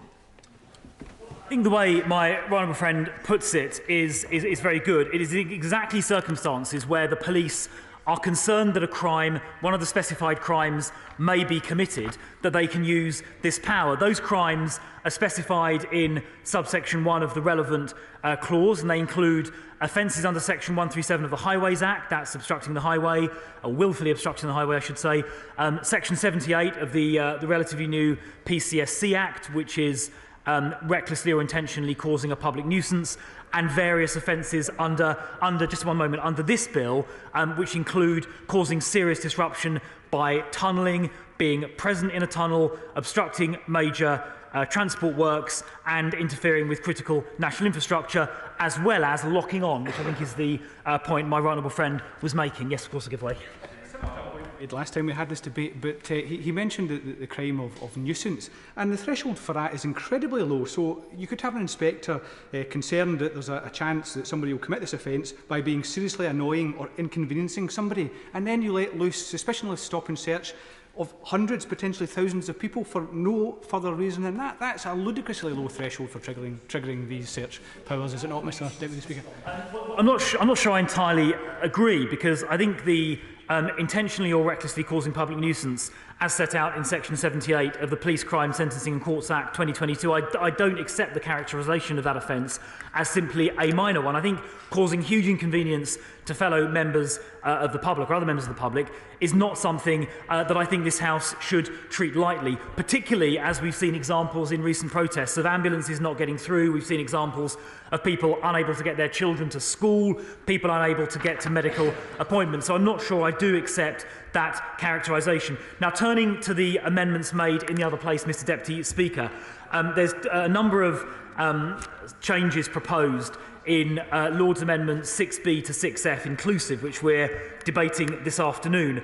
They firstly propose a higher level of authorisation for suspicionless searches. And by the way, the Lords, the other place, are not disputing the principle. They're simply seeking to change some of the thresholds, one of which is changing the authority level in a way that would in fact be inconsistent with the use of Section 60 searches in other contexts.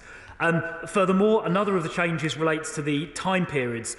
And as the Noble Lord Hogan Howe, of course the former Commissioner of the Metropolitan Police, pointed out, the use of the power has to be practical, and reducing the time threshold to just 12 hours will limit the ability of police forces to use these powers in a meaningful way. And I do think we should take seriously the opinion of that Noble Lord who used to be the Commissioner of the Met.